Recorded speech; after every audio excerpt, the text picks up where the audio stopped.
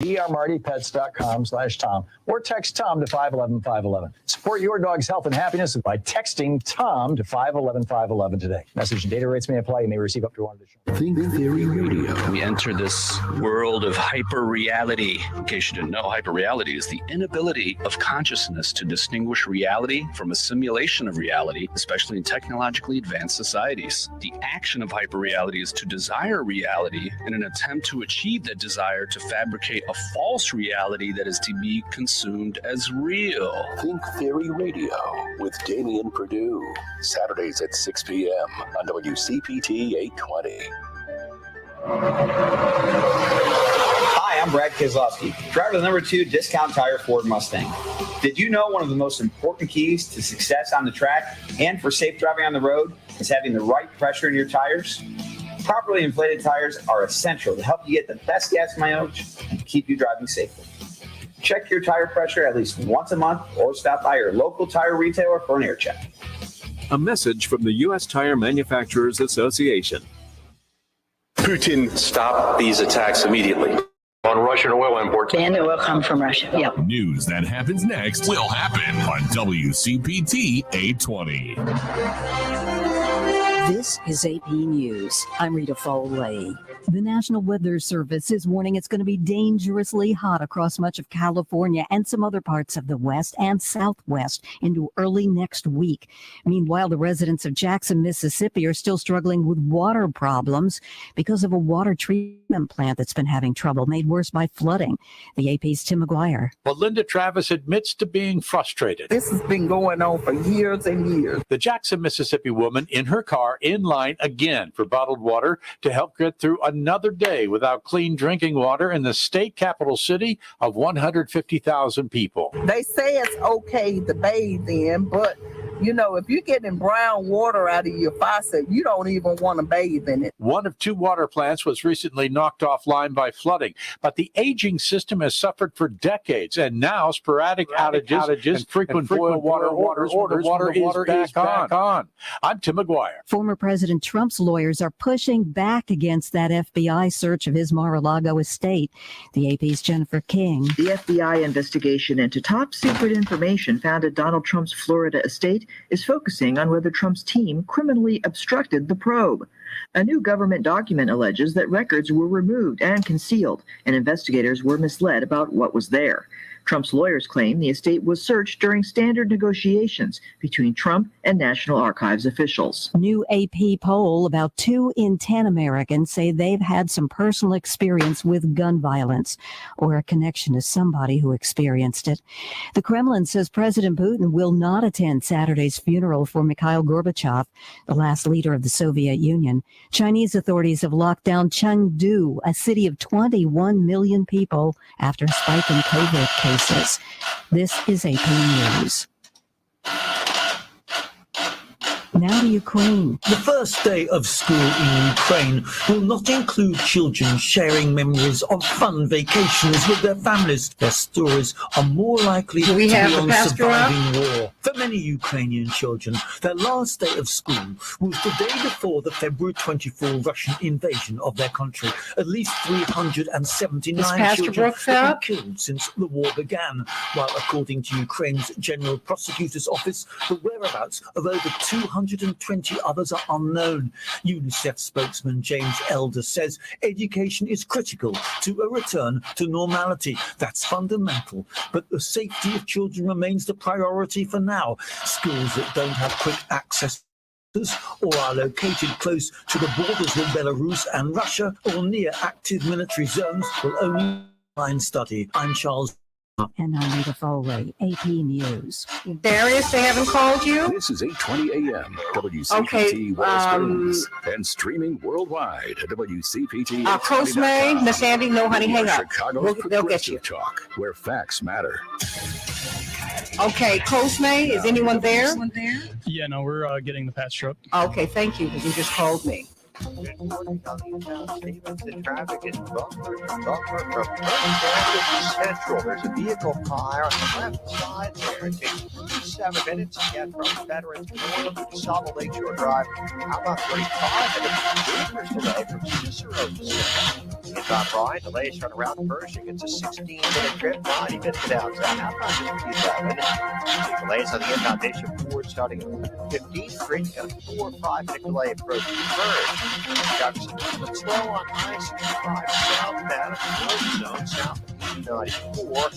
Seeing slow traffic on Klein Avenue in both directions towards West Indiana. The road work there. That's traffic 5 to Albuquerque. The light at the end of the tunnel. Light at the end of this tunnel. That light at the end of the tunnel. Your guiding light. That light is going to get brighter and brighter. Through another day. I think it's a great. We have about a minute and the pastor's on. Okay, let me speak with him. Thank you. Weekday afternoons at 2 on WCPT. Pastor Brooks? 20. I am WCPT. How are you? Women in labor. In 2009, I am good. I'm good. Good. Please send me your daughter's address, okay? to keep their jobs and help the company. The unionized auto workers accepted concessions Huh? to allow GM to recover. GM received a bailout. Okay, thank you. Breaks, while the employees' pay rates stayed the same. Several factories were stated to close down.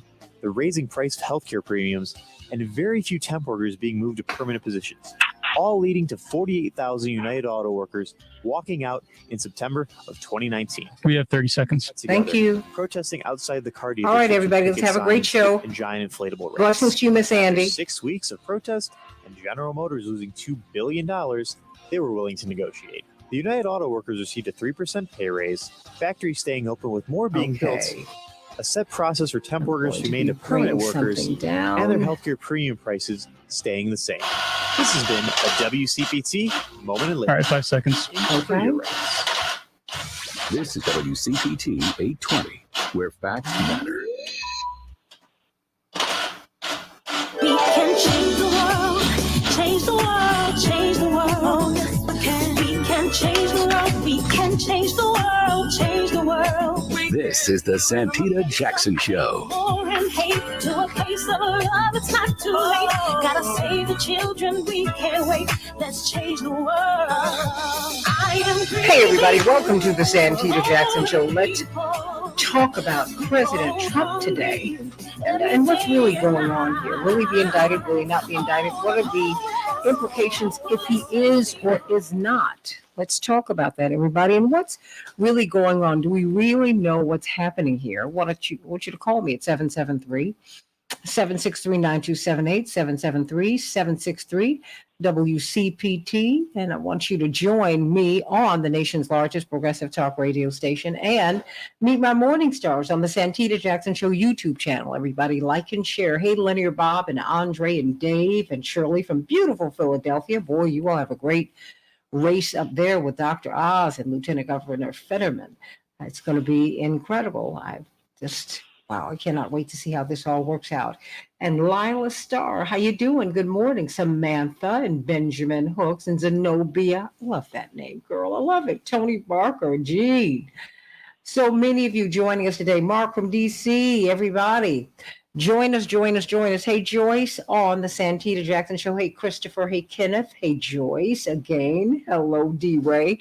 I want you to like and share the show. Like and share the show.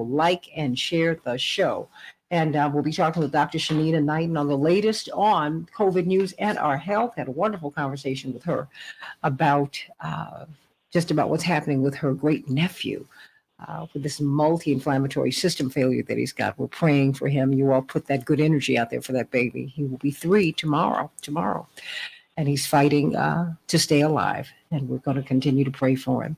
But I want you all to call me, but I want you all to call me. I want to hear from you. I want to hear what your thoughts are about an indictment. Should it come? Will it come? What do you think? And then we will be talking with Dr. Max Wolf about the second straight year drop in life expectancy for Americans.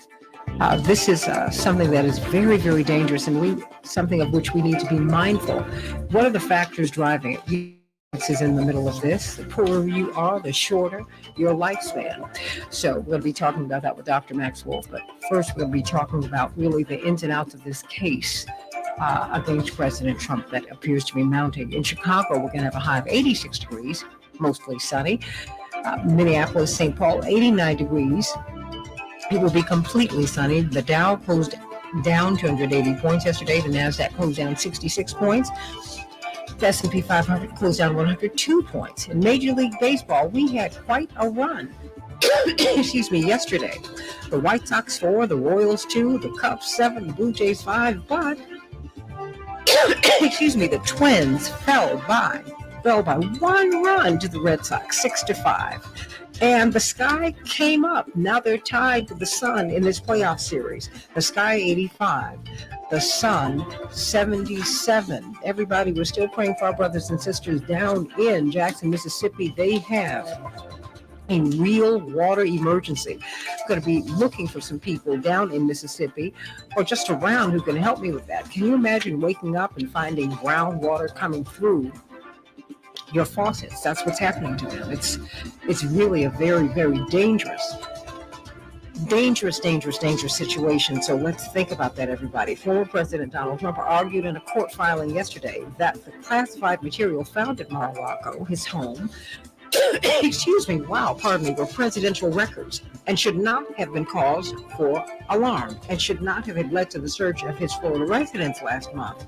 The Justice Department has said that the search was undertaken after the FBI developed evidence that Trump's lawyers had concealed materials after claiming all classified documents had been previously turned over. I'd really like to dig into that case because I'd like to know when documents were classified, what's been classified, what all of this means, and what other presidents do.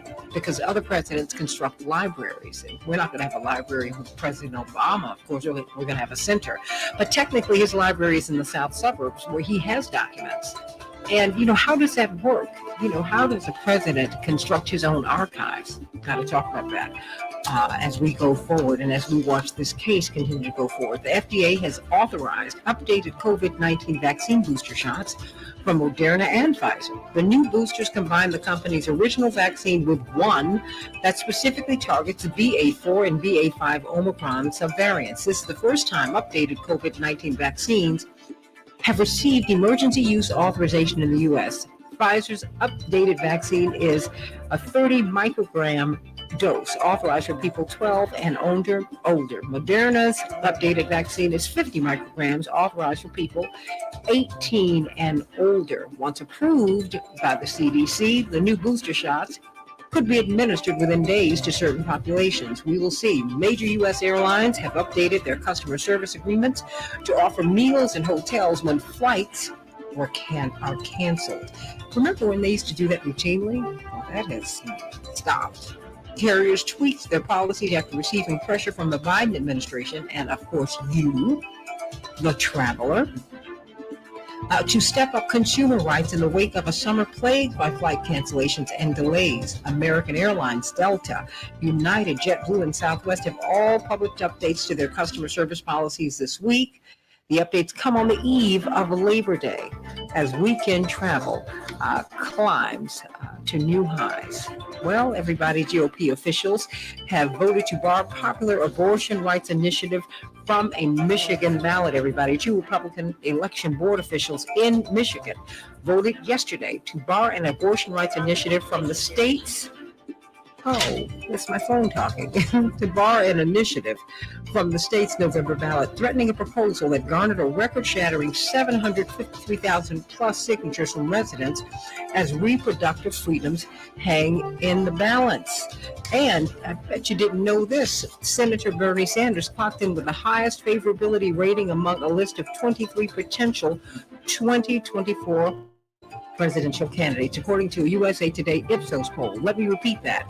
Senator Bernie Sanders clocked in with the highest favorability rating among a list of 23 potential 2024 presidential contenders, according to a new USA Today Ipsos poll. 46% of the respondents said they had at least a somewhat favorable view towards Sanders, while 41% had an unfavorable opinion. President Biden had the second highest favorability rating at 43%, although his unfavorability rating was notably higher than Senator Sanders, with 52% of those surveyed saying they had an unfavorable opinion of the president. What do you think about that? I want you to call me at 773-763-9278, 773-763-9278. It's something that you didn't hear in the headlines. Now, did you? Now, you know I did dig down for that, and I did find it, and I wanted to bring it to you. In the meantime, guess who the least popular figure, political figure in America is? 1, 2, 3, Joe Manchin. That's right. According to an NBC News poll, just 11% of registered voters say that they had positive feelings about the West Virginia Democrat. So let's get right to it. Pastor Darius Brooks, I need some good news. But first, the pastor of Grace Central Church in Westchester, Illinois. You're doing such great work as you are making sure that people get fed in this pandemic. Talk to me. What is your address? And your feeding program operates on which days? Grace, good morning, Santita. Grace Central Church, 10216 South Kitchener Street, Westchester, Illinois. Again, that's Grace Central Church, GRACE. Grace Central Church, 10216 South Kitchener Street, Westchester, Illinois. GraceCentral.net. If you missed all that information. Every Tuesday from 5 till 7, we are feeding between 200 and 600 families every Tuesday from 5 till 7. Even on Wednesdays from noon till 2, we do the seniors so they will not have to be out on Tuesday evenings. And they are in line too. That is filling up as well. They come in with hearts, having their families and nieces and nephews bring them to pick up food. So we're doing it, and people, Santita, people are needing food. I often share, if you think education is expensive, you should try ignorance. If you're doing well and God you, please don't think that's what's happening with everybody. If I had to use a thought today, I want to go to Psalms 34 and 17. The righteous cry, and the Lord heareth, and delivereth them out of all their trouble. That's Psalms 34 and 17. The righteous cry, and the Lord heareth, and delivereth them out of all their trouble. Santita, whenever I'm teaching at Grace Central, I unpack the scripture because people read without studying and rightly dividing the word of God. God's language is not our language. His ways are not our ways. His thoughts are not our thoughts. So when the word of God says the righteous cry, why would the righteous cry? Well, when he says the righteous, he's talking about those that are mature, knowing that God's going to do it. He's all powerful, but in their face is still cray-cray going on. He says the righteous, God's definition of righteous in Hebrew means mature, of those who know who I am. He said the righteous cry, and the Lord hear it, or the Lord comprehends. I teach Grace Central, whenever you see the Lord, God, or Jesus in the word, he's talking about his word. He's not a person. God is not a person. God is his word. And every time you go to church and worship God as if he's a person, you miss him every time. God is his word. So when he says the righteous cry out and the Lord heareth, or the Lord or the word of God comprehends what that mature person is dealing with. The word of God says, Santita, put your seatbelt on. When you go to the word of God for your direction as a believer, this is what we do. The word of God tells us what to do. So if I had to use for thought today, I use for thought, no matter the trouble, I know where to find help. No matter the trouble, I know where to find help. This place is a place of enduring criticism, Santita. Whenever you know there's help, it endures criticism. It tells me or anybody, I don't care what I'm looking at, there's a way out of this thing, or there's a way to get over this thing, or there's a way to get through this thing, because God is God.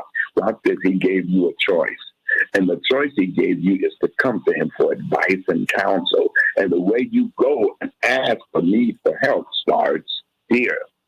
And it's help without shrinking. Whenever God is dealing with us and we get answers from God, he'll give us direction that encourages us to say, I did it then, I can do it again. I believe those that are purpose-oriented, that God has put up in a holding pattern until he clears the runway before we take off. because he has such an amazing thing for us that he prepare us and it. So when we get there, we won't have no trouble. How many times have you invited yourself into something, Santita, that started when you wanted it to start when you start and when you end and you wanted to see it the way you wanted to see it? I cannot even begin to tell you how often I plowed ahead with my own plans rather than waiting for God's invitation and direction. Darius, come on now, it's time, because I wanted to do it myself. No wonder so many of my plans have failed. They weren't his plans, they were my plans. Ask God to keep you spiritually alert every single season of your life so you can see his movement and be aware of his activity.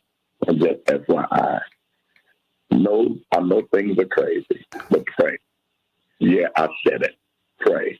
People aren't praying anymore. Somebody asked me, how can you tell when people ain't humble? I said, check their prayer life.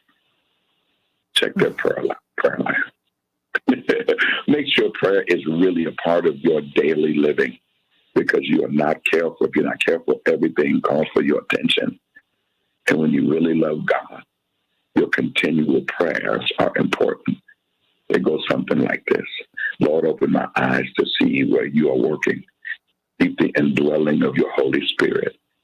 Or I can see your word. I know it in my heart, so I may know how to move and discern your inviting voice and respond to your leading. Don't do anything that won't require God's word in prayer, because God's word is faith.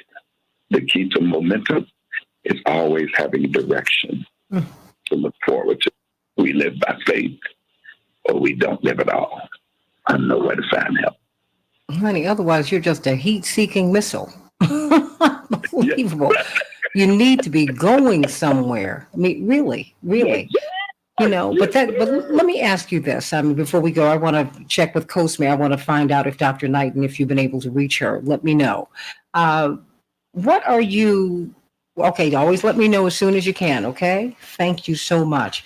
Before we go to her very, very quickly, we are watching a drop in life expectancy. I only have about 30 seconds, Darius, because I need to shift over to Dr. Knighton very quickly. Given what you're seeing with the needs that people have, are you surprised by that? I'm not. But I'm a word man, and I know God is in charge. He's not in control. God is in charge. But he gives us the control to do the things we need to do to make sure our lives are happy. The word of God promises 70. That's 70. Anything above that, God calls blessed years. Okay, but now in that 70 thing, we are really responsible as believers to take care of ourselves mentally, physically, emotionally, financially, spiritually, socially, culturally, verbally, sexually, professionally, personally. Our spiritual walk with God is to be in tune with him so that our steps are ordered by him. I share with Grace Central, honestly, that is all God. And I say that, Santita, because I've seen them shot 17 times and licked. And I've seen them grazed and die. Mm-hmm. I've seen chiseled who work out in the health club and eat right and have a heart attack and die. And see, Santita, no, it's not criticism. Absolutely. It's not criticism. That's not faith. I see people that are eating chitlins and cake now and still living. Well, chitlins are pure protein now. I mean, all jokes aside. You know, no, really, they are. But, I mean, I get your point. A lot of people are, doing the so-called right things and they are dropping dead. But there are some other, I guess there are some other societal issues that are driving death. And that's what I'm talking about. People who are not getting the 70. In Inglewood, they don't even get to 60. That's the median age is below 60. And that's structural racism, classism, and all of that. And those are things that we have to look at. But I have to hurry and get over to Dr. Knighton before I let her go. But I want to give the final word to you, really a tight 15 seconds. Okay. Keep your hearts with God and look with your insight, not your eyesight. Water and all of this stuff we're drinking, we got to be careful. Stress levels, all of this stuff, we got to take it into consideration so that our lives can be longer. It really has a lot to do with what's on the inside, not the outside. Amen to that. Amen to that. All that has to be in sync. Pastor Darius Brooks, Grace Central Church. Your address again, Pastor Brooks. Grace Central Church, 10216 South Kitchener Street, Westchester, Illinois. Happy anniversary to my wife and I today. It's our 22nd year anniversary. I'm headed to the airport as we speak. Deborah Brooks, happy anniversary. And I'm going to tell her you said it, Sandy. Well, you know what? I was at the wedding, and it was a beautiful, beautiful wedding, and you all been blessed with a beautiful daughter and a beautiful life. Please give First Lady Deborah my love. I love Darius, Pastor Darius Brooks, everybody. Yes, that Darius Brooks, the great psalmist. We've got Dr. Shanita Knighton with us, of course, registered nurse, PhD, and of course, she is now the executive director of APIC's new Center for IPC Research, Praxis, and Innovation. And she's been sharing so much great information with us. And as we're watching the new vaccines come out, you know, they're still coming out under emergency use authorization. What does that mean exactly? And why are they still coming out under emergency use authorization? We've been using them now, what, 2 years? Because we're still in a pandemic. Okay. So we're still in a pandemic, that's one. And then, two, we have to understand that even though it is a COVID vaccine, there's some variation of the vaccine, which means that it's not the same exact formula. So because it's not the same exact formula, then they're having to do emergency use authorization to quickly get it deployed. Whereas before, the clinical trials essentially would take a little bit longer, which we all know happens. And so some of the latest vaccines are supposed to be more specific to the BA4 and the BA5 variants in terms of its effectiveness. And so when we talk about emergency use authorization, it's the understanding that the first formulation of the vaccine from March of 2020 is not the current formula that is now. And let me be clear about that, in that, no, I'm not saying that different ingredients have been added. I'm simply mentioning that it's more specific to actual variants, where before the 2021 was only specific to just, I would say, a broad spectrum of COVID, which we learned throughout that time what strains it covered versus which strains it didn't. And not to say it didn't cover strains, but it didn't cover certain ones as well. And so now it's a new formula, and so essentially it does have to undergo a different approval process. So what about this news? Because it seems that they're combining, they said, what is it? The new boosters combine the company's original vaccine with one that specifically targets the BA4 and BA5 Omicron subvariants. What does that mean? Have they merged the vaccines together literally, or what does that mean? So I don't have that answer to be able to give to our audience today, because I've not looked into the actual formula of it. I just know the intentions of the actual vaccine was to create one that was more variant specific, where before we did not have the nomenclature of variables of COVID early on in the pandemic. Okay. It was just trying to get rid of what we knew to be COVID-19 at that time. I've got 2 minutes left here. I saw a headline that was a little disturbing, given the fact that you're in the public health space. I wanted to ask you this. The United States is hoarding 80% of the monkeypox vaccines. What does that mean? So when it says hoarding, and that's the thing, like when I'm thinking about like even I would say the specifics of that information, Santita, like it gets very political, right? Mm-hmm. So I don't know what is meant when they say hoarding, meaning like, are we holding them because we are anticipating an outbreak and we know that production is going to be slow? So it's wanting to take care of people here versus, abroad. I mean, it's kind of like tomato. Some people argue and say, oh, well, instead of sending money over to Ukraine, the money should have been sent here. Now the vaccines are being hoarded here. Now people complaining because we're hoarding them, right? So it gets very political in that stance. But for this last minute, I just want to mention to everybody, Labor Day is coming up. The pandemic is still happening, meaning that COVID is still prevalent and around. So you do have that as an actual issue. You also want to keep in mind as well, hand hygiene does work. and make sure that you're conscious of where you go if you are going to be in a space of where you're going to be hanging around others. Amen to that. I hope you'll be with us tomorrow so you can give us those tips one more time, because you know what? The pandemic is still here. But you know what? It's as if it has never happened. And we really need to be mindful. I mean, I walk into public spaces, and I'm like the only one wearing a mask. I said, okay, well, I put my sequin mask on top of my other mask. But wow, it's just a lot, and I hear people, but remember, you've not been protected from getting COVID or spreading COVID with the vaccines. That is not what's happened. It mitigates clinically relevant symptoms that are to send you to the hospital, but people are going to the hospital too now with the vaccine boosters. So please be careful, everybody. Everybody, let's talk about President Trump. Should he be indicted? Will he be indicted? And what do you make of the fact that Senator Sanders has the highest favorability among all 2024 potential presidential candidates? He's even above the president. How about that? Shouldn't have pulled him out the race in the first place. How about that in 2020? But, let's talk about it on the Santita Jackson Show. Back with more in just a few minutes.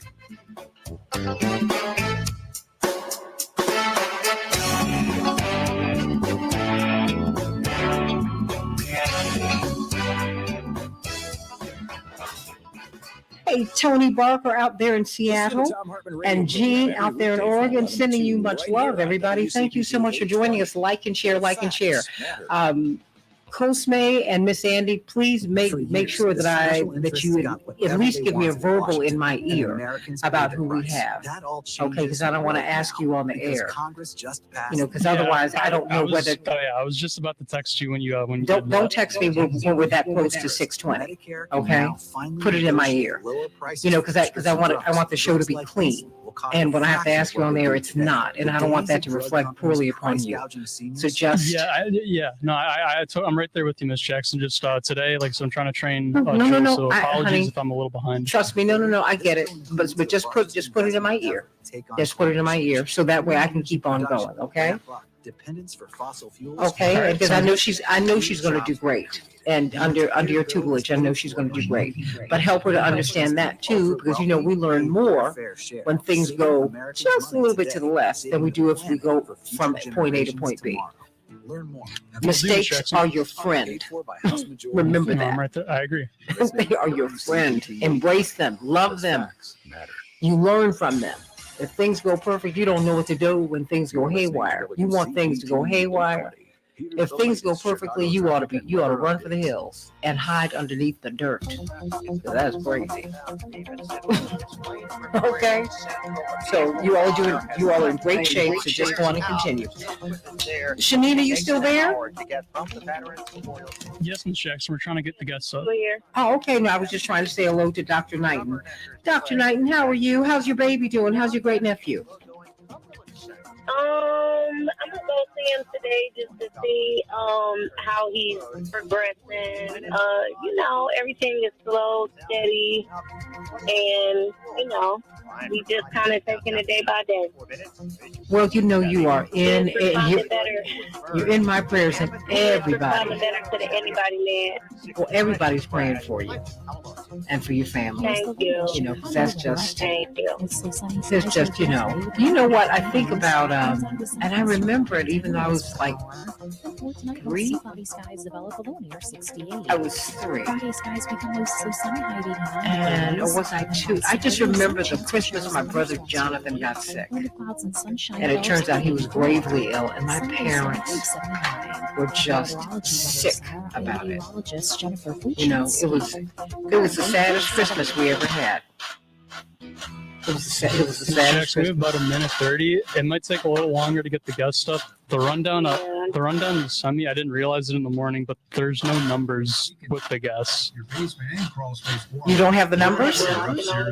I have the guest names, but I don't have like the numbers weren't attached. No. Then let me see. Just tell me because I can just send that to you. Okay. Okay. Yeah. Well, in the meantime, I'm just gonna pull up an older rundown and just try to get the numbers that way. But yeah, if you could send me a new rundown with the numbers, that'd be great. Let me send that to you. Okay. That's why when you're looking at it, like I said, I need you to check me. For over 40 years, just in case I make a Chicagoland mistake. and Northwest That was Indiana have for trusted someone Permaseal to else. make their homes healthier and more valuable. Okay. Call a contractor you can rely on. I'll send that to you. I mean, it's coming to you right now. That's why you can't just can't read it by rote. 7325. So I'm sending it to you right now. You don't have to. You can just pull it up on your All right, we computer. have about 30 seconds. Here it is right now. I just sent it. Now, I grew up hearing that women are bad with money, but like many of Okay, you, well, let I me spent know, years paying Dr. Knighton, bills, if you can be with us in the managing checking morning. accounts, and taking care of my family. So things And- are pretty good with money. And then we'll- And now, I can control Oh, I'm my sorry? financial future by saving for retirement. We got 20 seconds. It's a great website to help you. Check out WeSaySaveIt.org and jumpstart your retirement savings on your budget and your timeline. That's All right, Ms. Jackson, just give me like a minute and a half to get all the guests up No worries. for when we're getting back in. Okay, thank you so much. Thank you. Facts matter. We can change the world, change the world, change the world.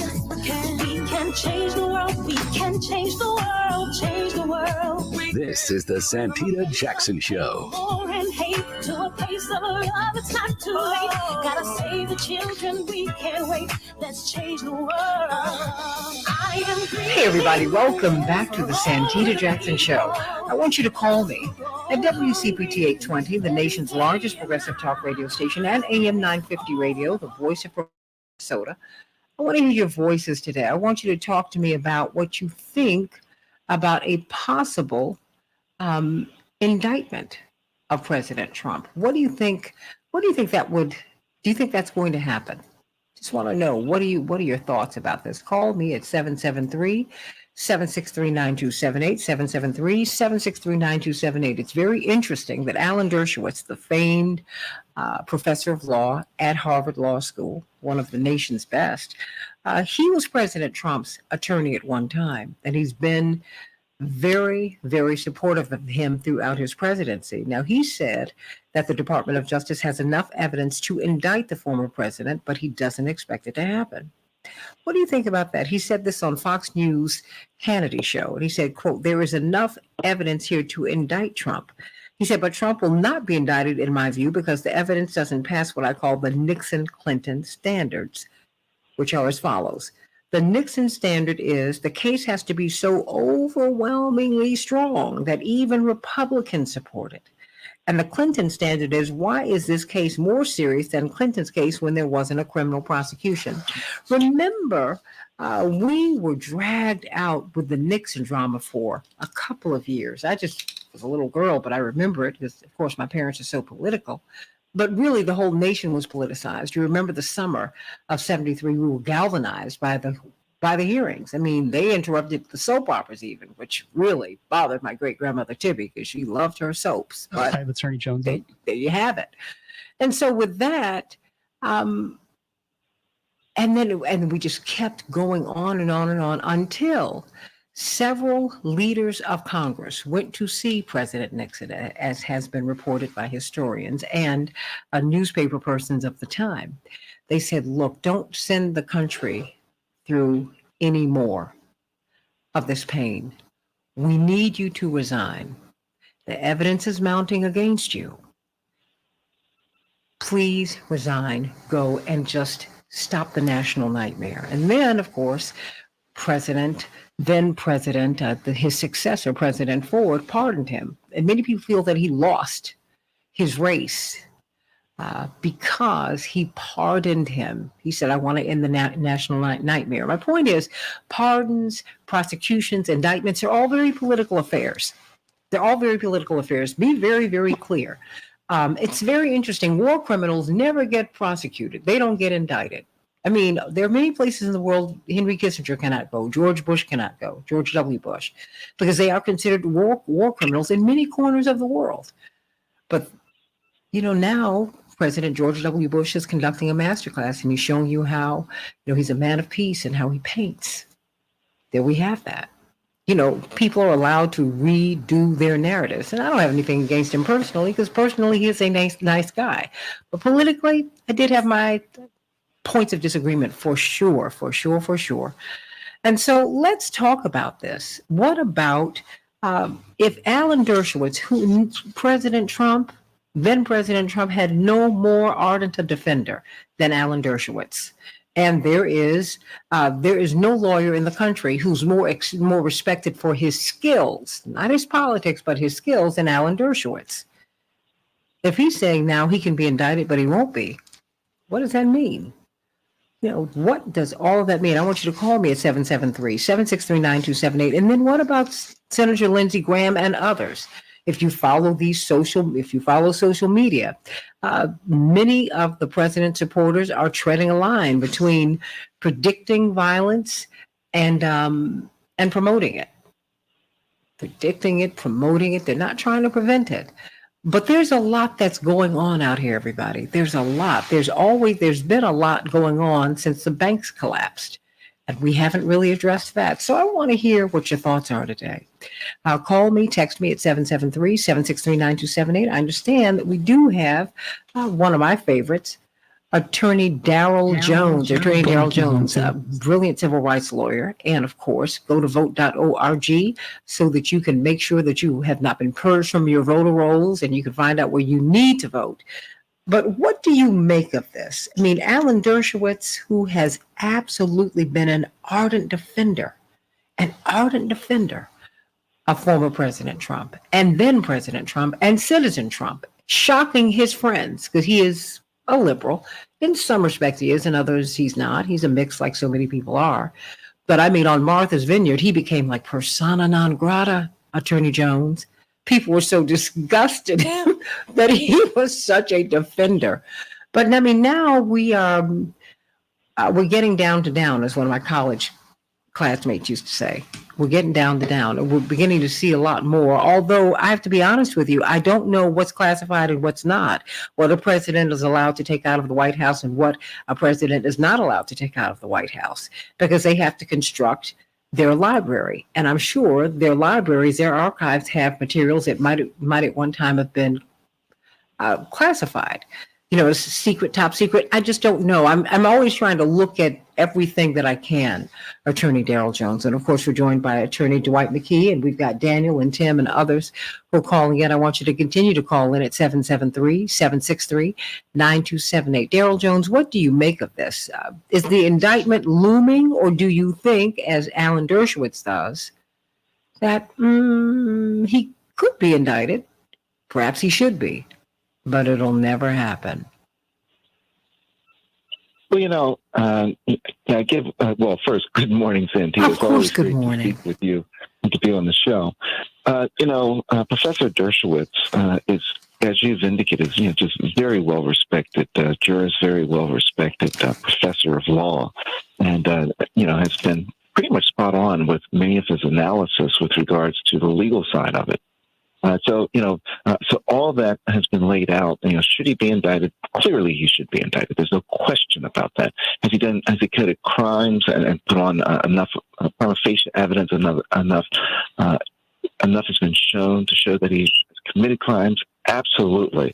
And the Department of Justice, has done a remarkable job in laying it all out with regards to the crimes that have been committed. If it's been shown to a judge when they were going for the search warrant to show that there was probable cause to believe that crimes have occurred and that he was the person that committed the crimes, that he was harboring evidence that was potentially threatening to the security of the United States. All of that being in place on the criminal law side of it, there's no question as to whether or not he should be indicted. He should be indicted.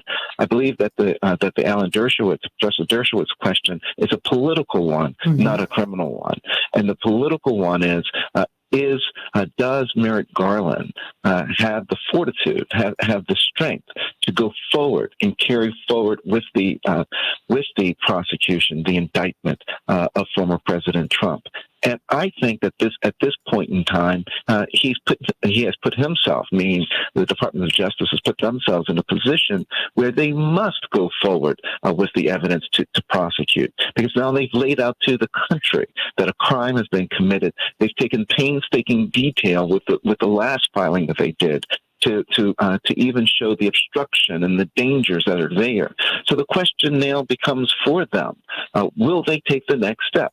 I don't think they have any choice but to take the next step, because the country should be demanding that of them, that they take the next step, that they hold this person accountable, that the former president has no more legal right to snub his nose at the law than anyone else. Be clear. If this were anyone else, if this were a senator, if this were a member of Congress, they would have indicted this person. We wouldn't be having a discussion about should it happen. It wouldn't happen. And let's not even touch on the mark of whether or not it was just one of us folks that are just walking the earth doing our daily jobs. We would be indicted. No less standard exists for the former president of the United States than exists for the rest of us. And that is the reason why I don't believe the Department of Justice will have a choice but to indict and to try the former president for the crimes that he's committed. And we add to that, Santita, that, they've done such a brilliant job, such a marvelous job of laying out the potential security threat that's there. The question even goes deeper, because then we're saying, what about the threat that it poses to the country? At what step do you prosecute someone that has posed this level of danger to the country? There's even a bigger question that looms that I don't think has really been answered, that's been sort of swirling around in my mind, is, does the former president still have his security clearance? Does he? Because he should not, if he does. But if he does, how is he allowed to keep it? And I just feel like some of this, quite frankly, it's certainly above my pay grade. Because I want to know what the practice is regarding all presidents, what they're allowed to carry out and what they're allowed to what they must leave behind. Only because they have archives. And I'm assuming that those archives consist of materials that at one time might have been classified. That's how we find out that, there was prior knowledge, for example, of the Pearl Harbor attack, that they knew that it was coming. Of course, you didn't know that in 1941 when we entered the Second World War, but you found that out many, many years later. You always find out things later when things get declassified, Daryl. You know what I mean? So I'm just, I'm trying to wend my way through this, because I just feel like there is just a lot going on here, because indictments and all of these things are so political.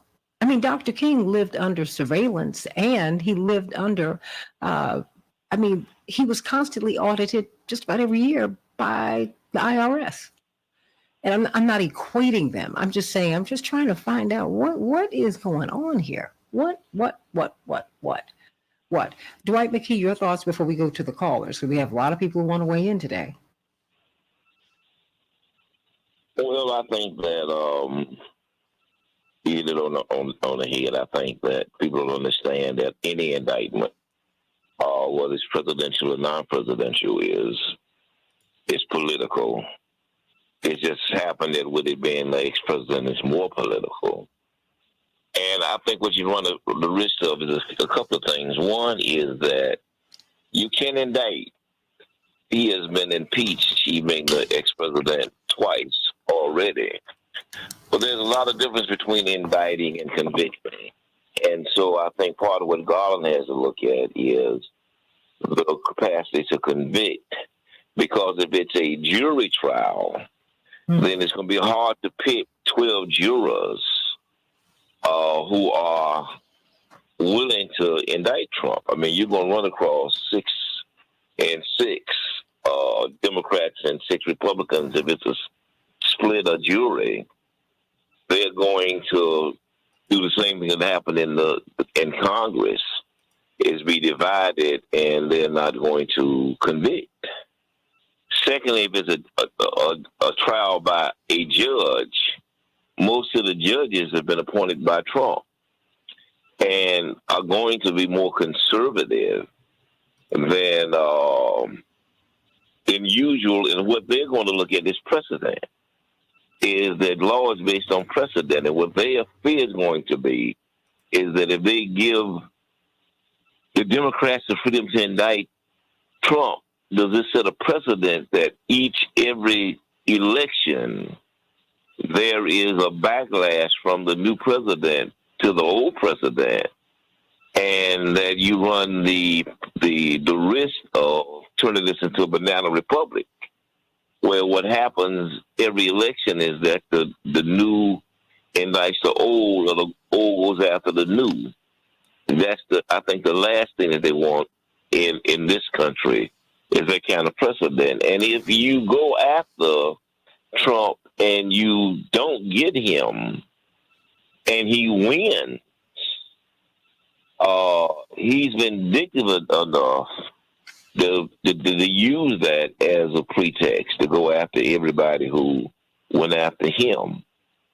And then I think the third thing they're looking at is just the threat of violence. We've been talking for years, the last couple of years, that what you do is you also run the risk of not as much civil war as guerrilla warfare, is that the right, the vigilantes on the right, see themselves as the protector of democracy. And it creates Donald Trump as a martyr. And they would see it upon themselves in their quest to save the Union, like the Confederacy, to then begin to arm themselves and to do bombings and shootings and to do those things they think that they need to do in order to secure the government, because they will see this as a reverse coup. And there's a fear for Donald Trump to win. My real concern is that the timing of all this. When Biden had all of the momentum going into this, and rather than luxuriate in the momentum of all these victories he had, and allow them to soak in, he just gotten, some major pass. He, forgiving the debt. He had, for the first time, had some deliverables. He allowed these raids to change the narrative and to turn Donald Trump now into a martyr and reverse the momentum to Trump's side. And now Trump can use this to raise money and look as if the government is out to get him. I would rather have seen Biden just keep trying to do social policy things and trust democracy and assume that enough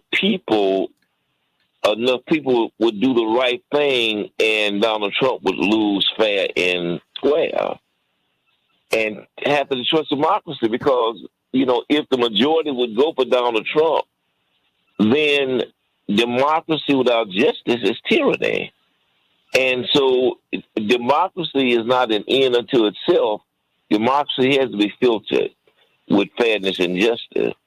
And if the majority of this country would have chosen Trump this next time around, then it would be democratic, but it would be fair. And so it would not be fair for the majority of people, because there is a desire of the majority that I've seen for some racial and political superiority that is based on, in many ways, race and tradition and the American way, which is white people being in charge and everybody else, in the back.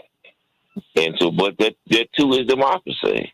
Well, if they actually have those kind of votes. As we go to the callers, let us remember Matt Soul from AM 950 Radio up in Minneapolis, St. Paul said, absolutely, he leaked burned spies out in the field. There was an uptick of spies that were killed. He should be held accountable for the 1 million COVID deaths that his lack of response caused. So many things. I will be dancing in the street if he's locked up. But then George Bush should be held accountable for the 1 million Iraqis that were dead. And what about Vice President Cheney's chief of staff, who outed Valerie Plame. We have, our memories have these holes in them. And I guess, to me, I don't want to see us make everything so personal. We need to have some principle-based politics. If what President Trump has done, if former President Trump, if what he has done has offended you, great. But then you need to go back and look at what other presidents have done that have been offensive and that have been illegal, and deal with that too. Otherwise, it's just a partisan mashup. It's just a mess. Let me go to Daniel from Elk Grove. Daniel, how you doing? Daniel from Elk Grove, are you there? Yes. Can you hear me? Of course, now I can. How are you, Daniel? Okay. Good morning. How are you? It's great hearing your voice. Thank you for calling in. Oh, no problem. I just wanted to comment. You were asking about like classified documents and whether or not they can be displayed in presidents' libraries and such. Because they declassify. I only ask that because they declassify documents all the time, and then we find out as we get these readings of history that leaders knew things that they did not share with us, and on and on and on. You know what I mean? That's why I posed that question. Certainly. Yeah, but because Donald Trump was president for 4 years, that does not automatically give him the authority to declassify top secret documents. Those documents have to be turned over to the National Archives, and then the National Archives have to review those documents and then declassify them. Okay. I'm just trying to find out what the process is, because no one is explaining that. You know what I mean, Daniel? I think we need to because documents are classified, declassified, reclassified all the time. And then, how does a president populate their archives? Well, clearly some of the documents, have been classified at one point or another. I mean, because you're going through their archives, and I'm just assuming that. But thank you for that. Do you think he's going to be indicted? Yes or no? If he's indicted, do you think he'll be convicted? I'd like it to be so, but like taking a look at what has been happening within his political party, they've been huddling up to cover up for him and just let him get away with what he wants to do. So realistically, I'm not really sure. I want to be optimistic and say, no one is above the law, and he should be indicted and must be indicted. But we'll just have to see what happens. Well, remember, you have impeachments in Congress and you have indictments in our world. It's the same thing. And he survived those impeachments. Certainly. So let's think about that. Let me go to Tim from Illinois. Tim, how you doing, sweetie? Good morning. Great hearing your voice. I have 2 minutes before we go to break. They belong to you. Okay. I'm a Republican, and when it comes to Trump, if they have enough to indict him and to convict him, that's just the way the cookies crumble. If you're guilty of doing a crime, then you should certainly be held accountable, prosecuted, and if you're convicted, that's all she wrote. I don't see what the big deal is. If he's guilty, he's guilty. If he's not, he's not. The thing I did call about, though, is that there is a movement now to have credit card companies monitor what we buy, how we buy it, and then that gets reported to organizations that want to take away my rights. I think that's extremely dangerous to turn our lives over to corporations to check out what we're doing day in and day out. The Democrats want to do that now under the credit reporting. Honey, that's not just Democrats. That's everybody. Do you remember the movie Enemy of... No, it isn't. Do you remember in the movie Enemy of State with Will Smith? Yes, of course. And, it was like to see, and that movie came out in 98, to see how heavily we're all surveilled. I mean, you go to London. If you went to London 30 years ago, these high resolution cameras that they had all over the city, it is still the most heavily surveilled city on earth. They could get a high resolution picture of you. A long time ago. Oh yeah. So look, this is not a partisan thing. This is a corporatist. By the Democrats. No, it's a corporatist thing, which is transpartisan. You have corporatist Democrats and corporatist Republicans. Period. I just respectfully let's stop disagree it with then. you. No, I mean it's not just the Democrats. I'm not taking up for anybody. I think you better watch corporatism, whether it comes from the right or the left. Beware. It's being implemented by this government right now. Well, it's being implemented. It's been implemented by Republican-led governments. Whoever can get it across, whoever can get the ball across the finish line for the corporations, they'll stand behind, whether they're a Democrat or a Republican. No, that is not your point. You want to blame the Democrats for this, and I'm telling you, whoever can get the ball across the line to accomplish the corporatist agenda, that's who the corporation is going to stand behind. He dropped. And we have to be mature in our politics and get beyond this red and blue, right and left, Democrat and Republican. Your friend is your neighbor, the people who have their interests tied with you. Whoever is in power, you must make them work for you. Get over all of this foolishness about the Republicans and the Democrats. That's silly. People in power don't play these partisan games. They do power. Whoever gets in, they're going to work with them. Be clear on that. Elon Musk has been a Republican and a Democrat and a Republican. These people don't care about that. You shouldn't either. He's going to ride the horse that's going to accomplish his agenda. We need to do the same thing because America needs to work for us, not just the corporations. Back with more of the Santita Jackson Show in just a minute.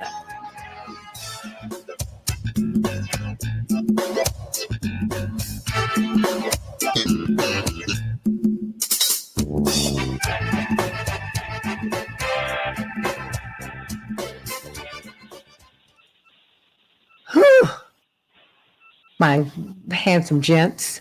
Now, Dwight, you was on fire today. Oh, you're still there, Shanina? Fabulous. I was listening in, and I so greatly appreciate him bringing up the other side of it. And that's just the timing, right? So the timing of everything, how this could backfire about kind of like just poking fingers and it being a retaliation type thing. I greatly appreciate that. But I think we really got to get to the point of where we start running fair and clean campaigns. All of this throwing jabs and coming for people's kids and all of this other stuff, it's completely unethical. And I really feel like we need a reset on politics just to begin with because it sets the tone for how our country operates.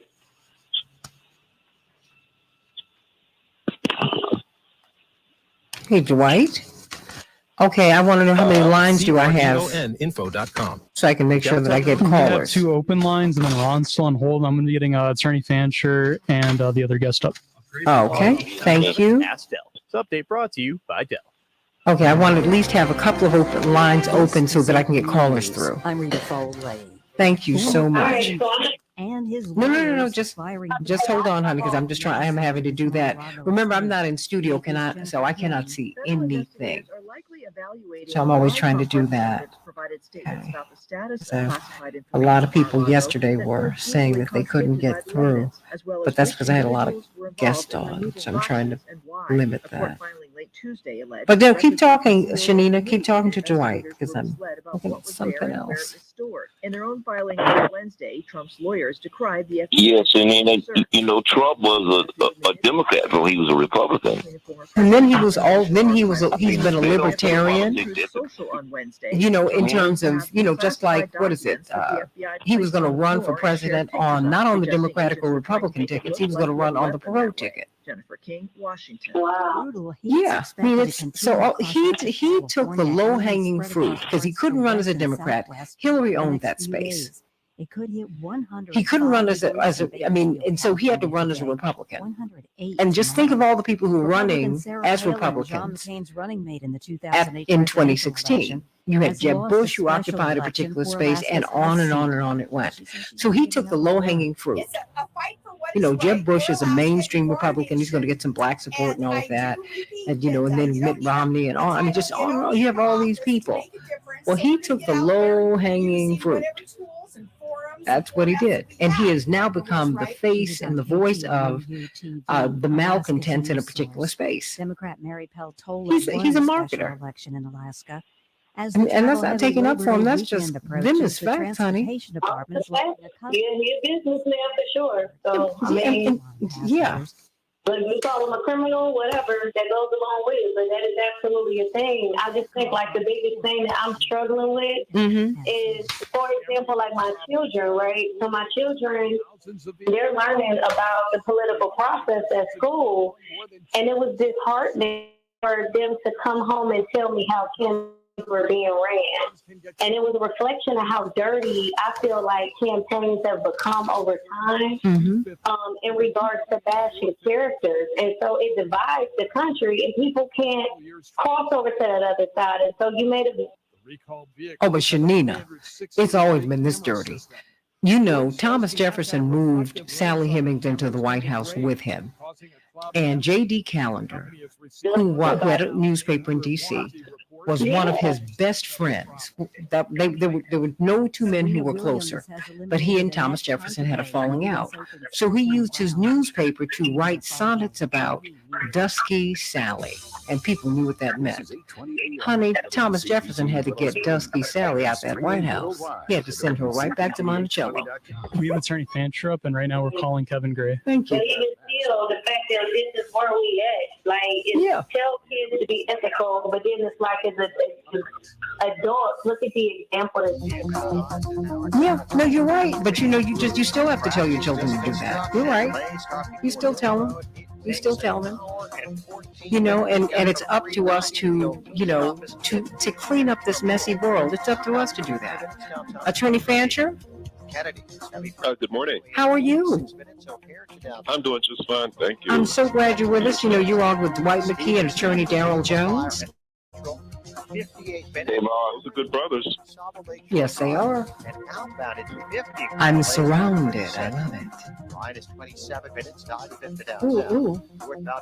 We'll have a lot to say today, so everybody call in when you can. That's traffic. I'm Jim Telemonte. The Labor Day Call event us at from Dell Technologies is here. 763-9278, 773-763-9278. Lorraine, could you post that for me? I would really appreciate it. And we have about 1 minute till showtime. Great. Michael Ann. Michael Ann's an original morning star. Girl, post that number, please. Excuse me. Kevin Gray, how are you? Drinking that first cup of coffee. Oh, man. Everybody needs to go to, what's the name of your barbecue restaurant that we love down in Columbia? Railroad Barbecue. And it's a fabulous place. It's like a civil rights museum. Dwight, Darrell, when you go to Columbia, you have got to go to this place. It is fabulous. How Kevin got my grandmother's American Express card, I'll never know, but whatever. Yes, you do. Your mother gave it. I'm just having fun with you. Just stop being so sensitive. But I mean, but he has all this memorabilia. Thank you so much. He has all of this memorabilia in there. I mean, Darrell, when you and Barbara go down that way, or when you go down that way, you're going to love it. The food is fabulous. That having been said, it is like it is literally you're walking into a museum. Having listened to you every day. 10 seconds. Stand by. I'm looking forward to that. Oh, I promise you'll love it. Although I know, do you have any barbecue tofu? That's what he's going to have. Kevin? Well, you know what? We're working on that. We're actually working. Can change the world, change the world, change the world. We can change the world, we can change the world, change the world. This is the Santita Jackson Show. War and hate to a place of love, it's not too late. Gotta save the children, we can't wait. Let's change the world. Hey everybody, welcome to the Santita Jackson Show. It's Thursday, September 1st, 2021. Can you believe 2022? Can you believe it? Oh wow, what a beautiful day it is here in Chicago. I'm coming to you from WCPT 820, the nation's largest progressive talk radio station, and AM 950 radio, the voice of progressive Minnesota. In Chicago, we're going to have a high of 86 degrees, mostly sunny. Minneapolis, St. Paul, 89 degrees, sunny. The Dow closed down 280 points yesterday. The NASDAQ closed down 66 points, and the S&P 500 closed down 102 points. What are we talking about? We're talking about President Trump. Will he be indicted? And if he's indicted, would he be convicted? What do you think about that? Call us at 773-763-9278. You all are calling. And we want you to continue to call us at 773-763-9278. And Give us a shout out. Let us know what your thoughts are. And then, of course, Dr. Wolf will be on with us at the bottom of the hour as we talk about this dramatic drop in life expectancy of Americans. What is driving this? You know, the economics are in that. So we're going to be talking about that with him, but we're going to still be taking your calls about former President Trump. What do you think is going on, everybody? In Major League Baseball, the White Sox 4, the Royals 2, the Cubs 7, the Blue Jays 5, but the Twins fell to the Red Sox 6-5. And the Sky have tied up their series in the playoffs for the WNBA championships. The Sky 85, the Sun 77. What do you think about what is happening at Mar-a-Lago, everybody? Former President Trump argued in a court filing yesterday that the classified material found at his home at Mar-a-Lago were presidential records and should not have been cause for alarm and should not have led to the search of his Florida residence last month. The Justice Department has said that the search was undertaken after the FBI developed evidence that President Trump's lawyers had concealed materials after claiming all classified documents had been previously turned over. Meanwhile, former President Trump's legal team is calling on the government to provide Trump himself with copies of the materials the FBI seized during the search. It seems like there's a lot going on here, everybody. I want you to call me at 773-763-9278. One just thinks that there's a lot going on. The FDA has authorized updated COVID-19 vaccine booster shots from Moderna and Pfizer. The new boosters combine the company's original vaccine with one that specifically targets the BA4 and BA5 Omicron subvariants. GOP officials have voted to bar a popular abortion rights initiative from the Michigan ballot. 2 Republican election board officials in Michigan voted yesterday to bar an abortion rights initiative from the state's November ballot, threatening a proposal that garnered a record-shattering 750,000 signatures from residents this year. As reproductive freedoms hang in the balance, we're going to be following that story, everybody. Guess what? Senator Bernie Sanders, according to a new USA Today Ipsos poll, has clocked in with the highest favorability rating of anyone who is thought of as a potential 2024 contender. He even tops President Biden, everybody. 46% of respondents said that they had at least a somewhat favorable view towards Sanders, while 41% said they had an unfavorable opinion. President Biden, in the meantime, had the second highest favorability rating at 43% underneath Senator Sanders. Well, maybe that's a Freudian slip. Although his unfavorability rating was notably higher than Sanders. Sanders' unfavorability is 41%. President Biden's is 52%. But the 3 political figures were, of course, and it's just President Trump clocked into the same ratings as Biden. So it remains clear that the most popular politician, elected official in the United States is still Bernie Sanders. Do you think he's going to run? Guess who's the least popular politician in the United States, according to this NBC poll? Joe Manchin, everybody. Just 11% of registered voters say they had a positive feeling about the West Virginia Democrat. You know, we have been looking for financial freedom, and we're going to be reaching out to David Hochberg. I want to get him on maybe tomorrow or certainly in the next few days, because the Bank of America has a no money down, no credit check mortgage that they're offering. We're going to be talking about that. But the thing is, now, if you're trying to build your credit, if you're trying to repair your credit, if you are using your debit card does not help you to build credit. So you need to be moving toward getting a credit card. But you say your credit is wrecked. It's not what it needs to be. You cannot secure a credit card. Team Hochberg can help you to get that credit card, everybody. If you want to purchase a home, but you say, I don't have the credit, I don't have the down payment, I don't have a plan. Team Hochberg can help you. If you want to refinance your existing home, but you've been turned down by the VA and by the FHA and all the other alphabets, call Team Hochberg at 855-56-DAVID, 855-56-DAVID, or go to 56david.com, 56david.com. Let me tell you what's going to happen. When you call them, you're going to get a free consultation. So I would advise you to tell them everything. They're going to run a credit check on you. They're going to find out everything about you anyway. Let them know the deal, and they can help you. The more you tell them, the more they know, the better able they will be to help you. So Tom and Sonia, 2 kids, struggled to pay their 6% mortgage and minimum payments. They had 17 credit cards and $100,000 in credit card debts. So what they did was call Team Hochberg. They said, well, maybe this will work. Well, Team Hochberg worked it out for them. They got an FHA loan. They got them a plan to pay off their 17 credit cards, and they reduced their monthly payments by over $2,800. That could be you, everybody.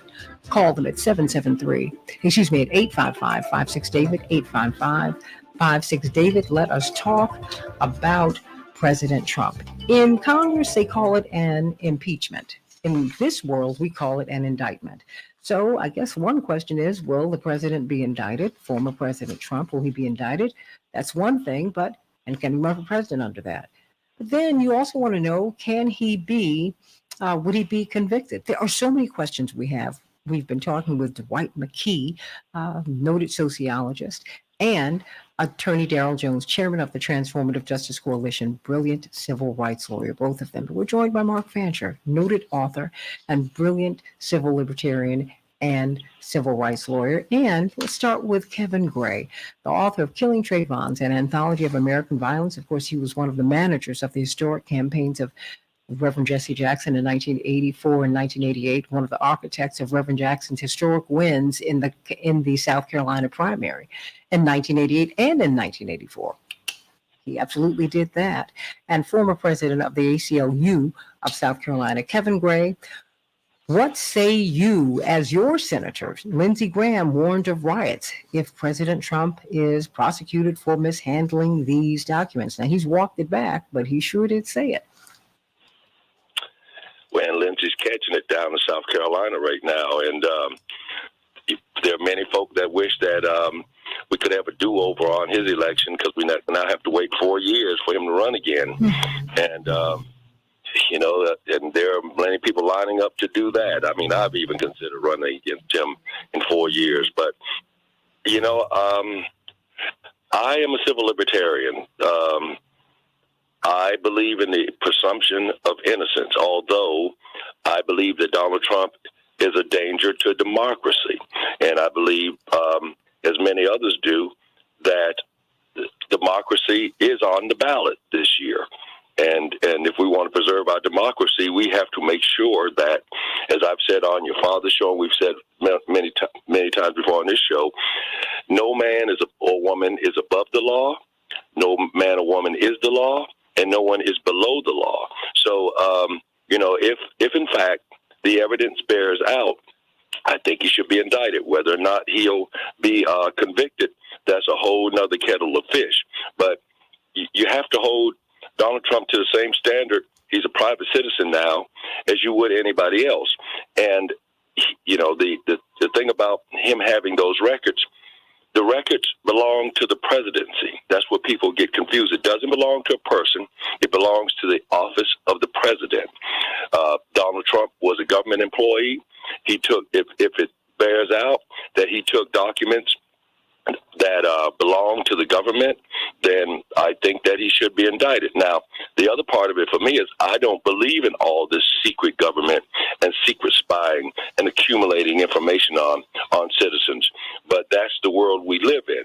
If, in fact, he is found to have taken those documents, then I think that he should be held to account for that. Do you think he will be?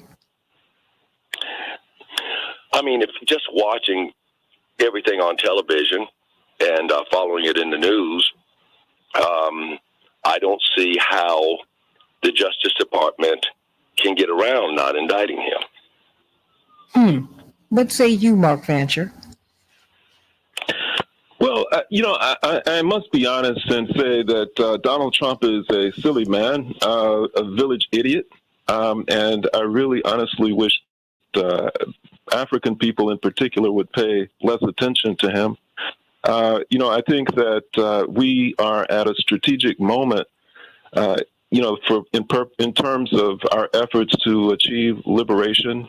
And, drawing on history, during the 1940s when World War II raged and was destroying Europe, and the Western world engaged in preoccupied with what was happening in terms of that war, it created an opportunity for Africa, which had been under colonial domination for some time, and it was an opportunity during that period of distraction for people who were struggling for decolonization to mobilize, to organize, and to make serious efforts to get Europe out of Africa, to decolonize those countries. And so we see that at the end of World War II, into the 1950s, into the 1960s, colonialism began to fall in Africa because of that opportunity that had been created by that distraction.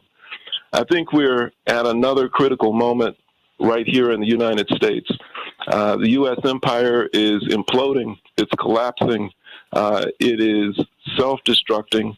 And I think for people who have been historically oppressed in this country, then it creates an opportunity for us to begin to think seriously about how we're going to emerge from the ashes and to continue to maintain something, to build something that is going to benefit us. I think that Donald Trump is one aspect of the deterioration of the country.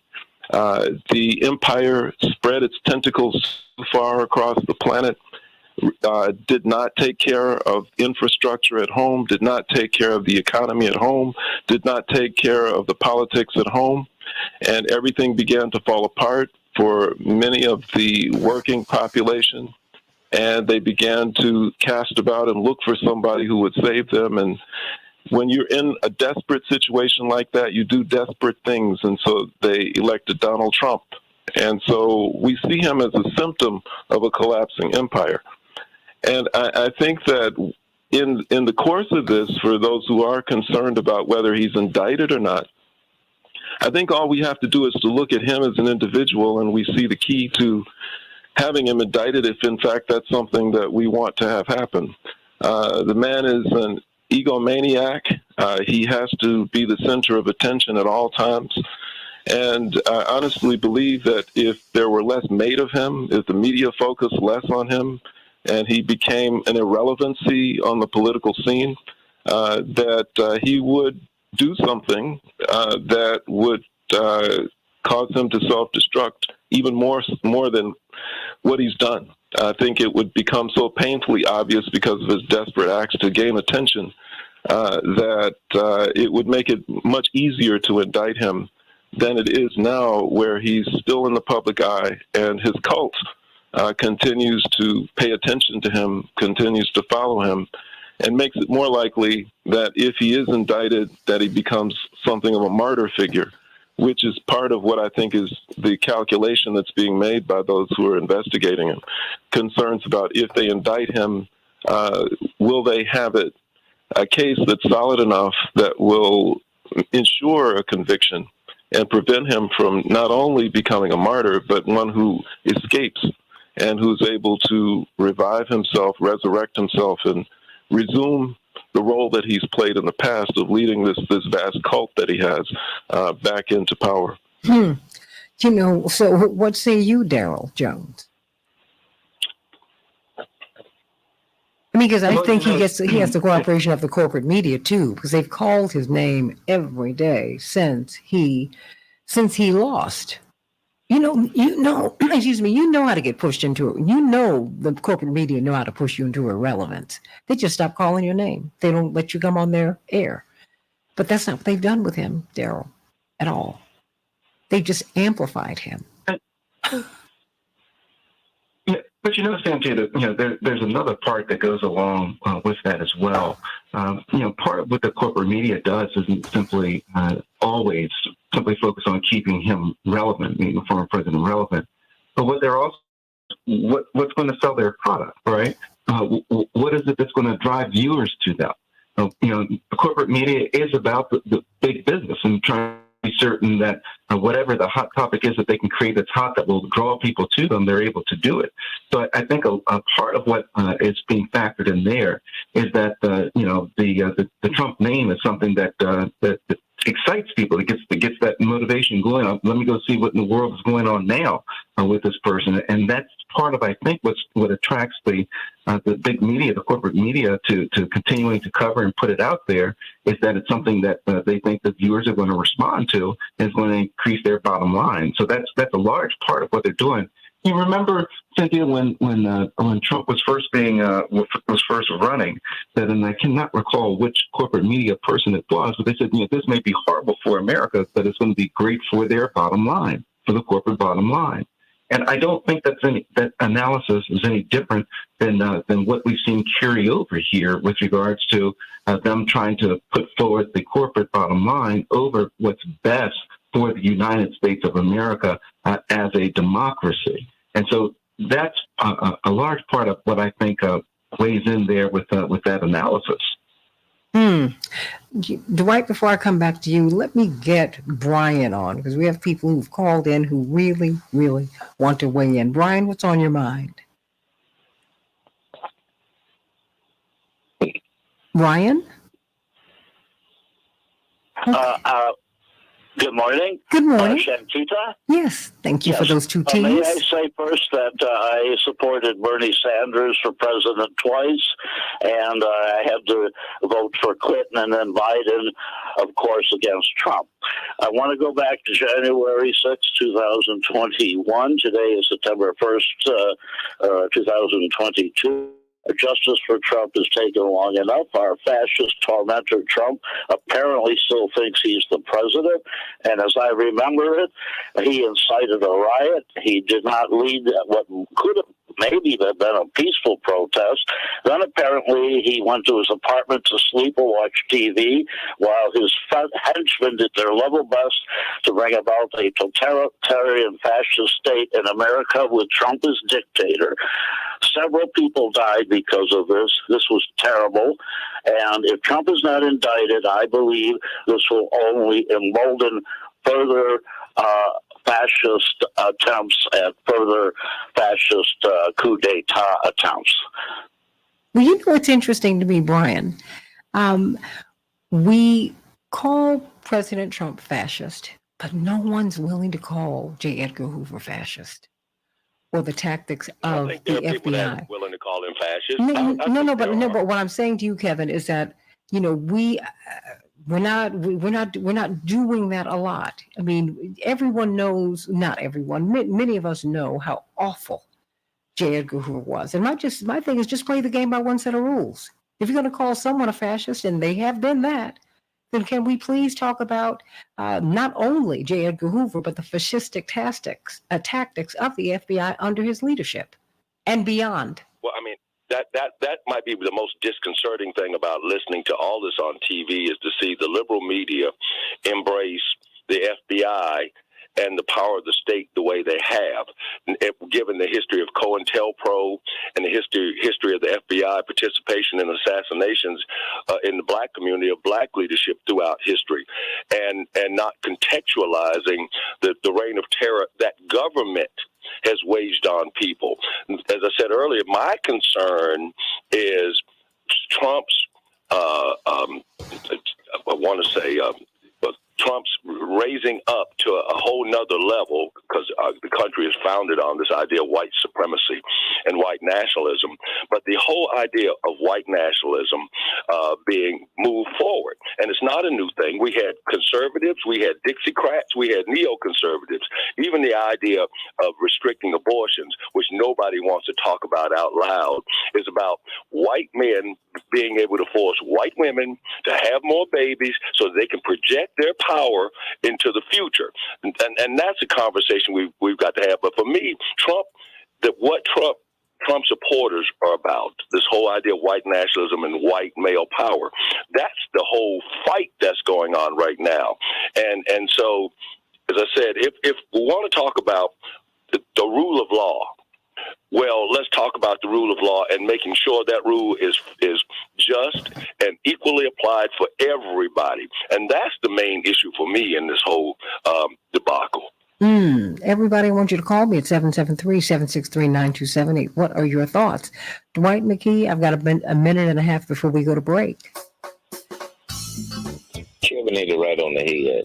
We focused on Trump rather than what Trump represents, which is American ethos, which is truly rich white men been in charge. And so everything about the government, from the FBI, who is supposed to be anti-Trump, and the Justice Department, who's supposed to be anti-Trump, to Trump, who's pro-Trump, but they all represent maintaining the status quo. Now, the fight is who's going to be in charge of the status quo. Whether it's going to be Biden or Trump or the Democrats or whoever, they put up there as a symbol. But all they're going the goal is to maintain the status quo that privileged white men are going to be in charge. And so in many ways, the fight is just a symbolic fight. Is that us being able to choose our master?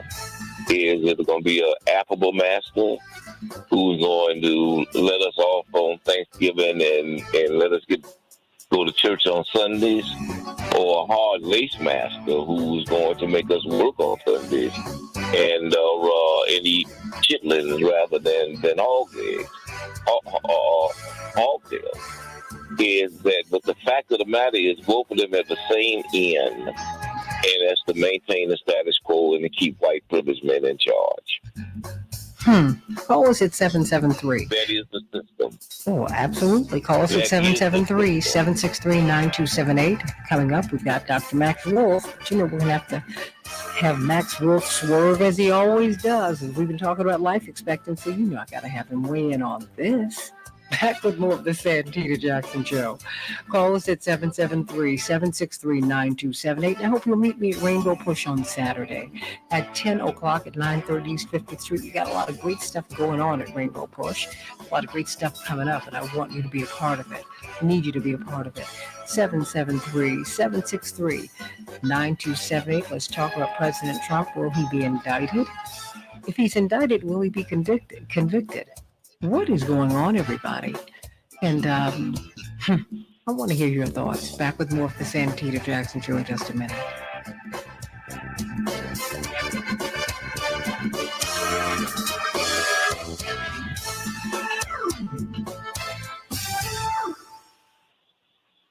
Well, talk amongst yourselves, everybody. We are on Facebook Live. 5 to 6 p.m. So if he is indicted, do you think he's going to be convicted?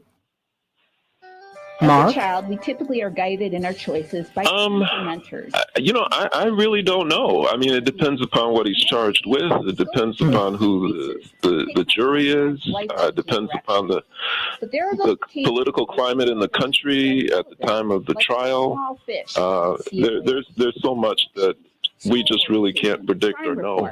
And I think that's probably a big part of the hesitation on the part of those who are investigating and contemplating prosecution, that they don't know either. And unfortunately, prosecutors tend to look to put notches on their guns. They don't like to lose.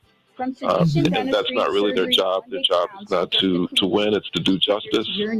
But they still operate as people who are concerned about their one-loss record. So they're not going to bring cases that they're not sure they're going to win. And they might be institutionally concerned about how what they do affects the law moving forward.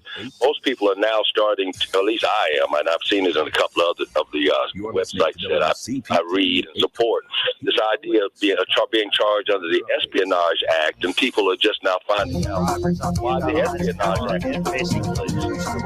Oh, everyone, can you bring down the radio a bit so everyone can hear the conversation with the guests? Miss Andy and Closer May, if you could bring that down just a bit. Okay. Yeah. So what were you saying, Kevin? I was saying that people. Okay, did we lose someone? Okay. No, Jules just trying to get the guest up. Act and why it was put in place Mm-hmm. to keep people from opposing World War I. And most people, if they know the name Eugene Debs, they know that he was prosecuted under the Espionage Act. It's been used to silence political dissent. From the left. From the left. So, yeah, on the left. So, which back on my earlier point, when you watch all these so-called leftist commentators who have no contextual understanding of what they're talking about, even when they're talking about Trump, they just know they don't like Trump. and or the Yeah, but my concern is that nobody's ever talking about what is it the government is doing that's so secret.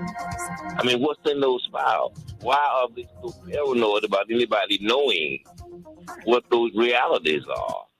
Is that my guess is that what they have done is so insidious that they have to keep it top secret because they don't want the world to know what they have really been doing, which probably 80% is illegal in a violation of the Church Act. I mean, probably in those files are assassinations, lies, or We got 1 minute. that they have projected themselves not to be involved in. So you think that he might be holding something? So are you saying that you think he's holding something over the heads of these government officials, Dwight? No, I think that the paranoia about them having these secrets out is that their actions have been historically so insidious that they're paranoid about those secrets ever hitting the press. Yeah, and nobody is talking about what's in those files. I'm sorry, what were you saying, Mark? There's an X file. Mark? Dr. Wolf is on. I agree with your question. I, given how Trump thinks, it would not surprise me that he would take the files that Dwight's describing as his, no pun intended, his trump card. All right, 10 seconds. That he's just holding there because, that's just the way he is. He's declared war, and he's going to fight using whatever method he has available to him. And when you're in a war, this is how it's fought. It ain't cute. It ain't pretty. Stand by. Stand by. We're coming up. Change the world. Change the world. We can change the world. We can change the world. Change the world. This is the Santita Jackson Show. War and hate to a place of love. It's not too late. Gotta save the children. We can't wait. Let's change the world. I am breathing. Hey everybody, welcome back to the Santita Jackson Show. You know what time it is. Bottom of the hour on Thursday in the second hour of the Santita Jackson Show, which means we've got Dr. Max Wolf with us, brilliant economist and thinker, in one of our great intellectual leaders. He's joining, of course, Mark Fancher, noted author, brilliant civil libertarian and civil rights lawyer. And you've got to read his opinion pieces. You've got to read attorney Mark Fancher, just brilliant political analyst and historian. Yes, I know that's not your discipline, but you have to understand history in order to write the things that you do and the way that you write them. Brilliant voting rights advocate, the chairman of the Transformative Justice Coalition, attorney Darrell Jones, brilliant social scientist. I'm just surrounded by brilliance today, and I'm grateful for it. I learned so much from all of you, starting with Dwight McKee, who I've known since I was 2. Bless his heart. And of course, who else do we have? Let me see, because we've got Dwight McKee, we've got attorney Darrell Jones, we have got, they just decided to stay, and Kevin Gray, my dear friend, my brother beloved, former president of the ACLU of South Carolina. You've got to get his book, Killing Trayvons, plural, an anthology of American violence, and of course, follow him in social media. You will learn a lot. Please, I could share all of his stories from Facebook like all day, every day. Dr. Max Wolf, brilliant economist. And actually, I met him through Kevin Gray. He said, if you want an economist, I've been reading this young man, and he makes some sense. He makes sense. Of course, Dr. Wolf has become like family to me. And I always bring him on this show. We say, we're going to talk about this, that, and the other, Dr. Wolf. And then you run headlong into the buzzsaw. That is my show. And everybody's been talking about President Trump today. So if you will bear with me, because, I got to ask you about that. As we're talking about life expectancy, I have these great gentlemen. I consider these related topics potentially as well. Trump and life expectancy. Well, I want you to weigh in. A Trump indictment and the possibility of violence, the specter of violence that Senator Graham has he's given voice to it. Although people have been talking about this for quite some time. What do you make of a possible indictment? You have the impeachment. He's already been indicted by Congress. It just didn't take. He wasn't convicted. He could be indicted out here, but would he be convicted? What do you make of this? Look, I think part of the problem of having your champion be a criminal is that they're still a criminal. So I don't believe that that's false. A lot of people see him as a champion or an embodiment of who they'd like to be or what they'd like to look up to or what they look up to. The problem is he is and has always been a kind of huckster and at least a petty criminal. And the problem of having a 50-year public record of that very best riding the razor's edge of legality, if not dwelling far over into the realm of the illicit, is that you're vulnerable. So when you make a lot of enemies and you break a lot of things and you tear people down, because that's what people like, that's how this game is played. If you get a ravenous audience that wants you to throw meat down the stairs, eventually you are what's for dinner. and the problem with that is that, they always think they're going to be the one to dodge it. I mean, I do think when you see some people talk about the dire violence that will come if he's disappointed, I don't think they understand they're making the case for the indictment of a tyrant, and they're also making the case that their support is contingent on their fear. So, I mean, it's not a total surprise from Senator Graham, but he basically went on TV and said, hey, if you're anywhere near as much of a coward as I am, you better give this guy what he wants, or it's going to be really scary. And well, now, Max, Lindsey said the reason he admired Trump was because Trump brought fear to people. Mm-hmm. Yeah. I mean, there's always that guy, right? There's the guy with the weird, poop-eating grin who stands right next to the tyrant, right? And he's often even more hated than the tyrant, and he's terrified of the tyrant, and he's terrified that the tyrant falls. I get it, right? That's a fact in politics, and, to be fair, the left produces that, the right produces that, the center produces that. Part of the story of Donald Trump is he's uniquely American. He is right of center, but he is a jumble of American pathologies in loafers. If you were to sort of try to animate all of our country's most nasty pathologies and shove it in a pair of too tight khakis and put it on the golf course, I challenge you to do better than that. I couldn't.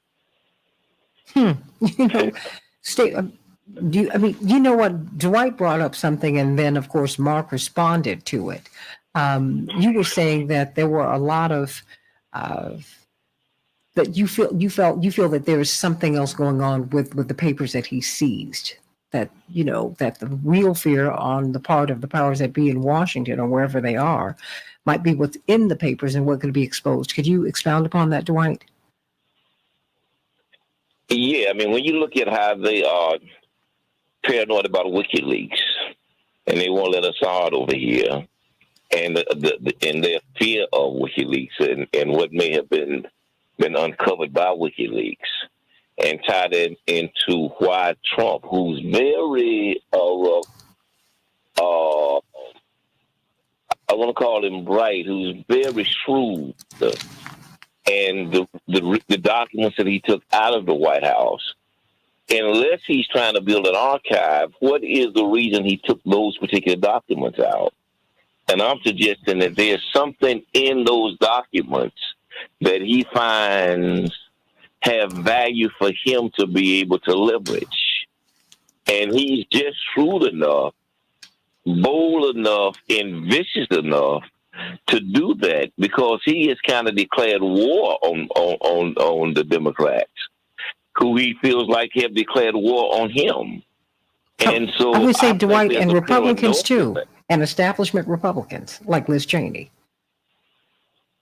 Yes, and so I think there is and the law and democracy and our allies. Oh yeah, all of the above. Yeah. And so I think there's a paranoia there. I think that he's strategically taken those documents that he thinks it will be debilitating to the Democrats, and reporting some of these things that people think are probably to the left of insane, but there is some evidence there that he's found. I think that he can use delivers against the Democrats and use that as a point of attack from his side. I mean, he's just that kind of guy. And Mark, you found agreement with him on that. Yeah, totally. I mean, he's absolutely ruthless, and the irony of it is that the U.S. as an entity is really beyond the point of the capacity to be embarrassed. I mean, it has been exposed so many times in terms of its crimes, assassinations and all kinds of illegal deals and corruption. I mean, it's happening. So, just speculating, I mean, if for Trump to see value in these things, unless he's unaware of that history, these are things that probably embarrass or incriminate individuals. And not just Democrats, but anybody who he thinks might pose a threat to his efforts to regain, his or to achieve whatever his aspirations may be. Well, before I go to some callers, Max, could you see an indictment going forward and then maybe a conviction? This is a very tough situation. I think that it plays into this bizarre, increasingly rabid and heated thing that he's the victim of some kind of circumstance here to indict him. On the other hand, he's unambiguously a threat and a criminal. And I have no idea what's in those papers, but I think it's much more consistent with Donald Trump, I have never seen any evidence that he's Machiavellian and ingenious, except for the imagination of his enemies and friends. I think he has no limits. He places no limits on himself. And he's a 360-degree believer that whatever he does is right because he did it. And he has shared that with his fans. And so my guess is that it's just as likely that because he is a atrociously poor businessman, truly terribly unskilled in business, that he's good at getting attention, right? That he is terrible at business, but he may have taken stuff and he may be selling it to whoever the heck he can to keep his head above water, because whatever he does is legitimate because he did it. And I have never seen this guy do anything with precision and refinement, but I've seen him cast around, give himself endless permission, and do as well as you can. And like, if I am not a specialist in this area, and there are probably limits to my understanding of it, since I am also a white guy, but if I close my eyes and I imagine white privilege, I can't imagine a more profound case for white privilege than Donald Trump. This is what white privilege run amok looks like when it becomes a comic book villain. Let me go to Trish. Yes. The thing that really, and I apologize for jumping in. One of the things that I think that we cannot overlook is that with the Department of Justice right now, in this case, it is so incredibly important because this is one of the steps of really protecting democracy. We can't, and I listen to Mark and I listen to what everyone else says with regards to the jury and whether or not they'll convict them. The Department of Justice's job is not necessarily to be the jury and convict.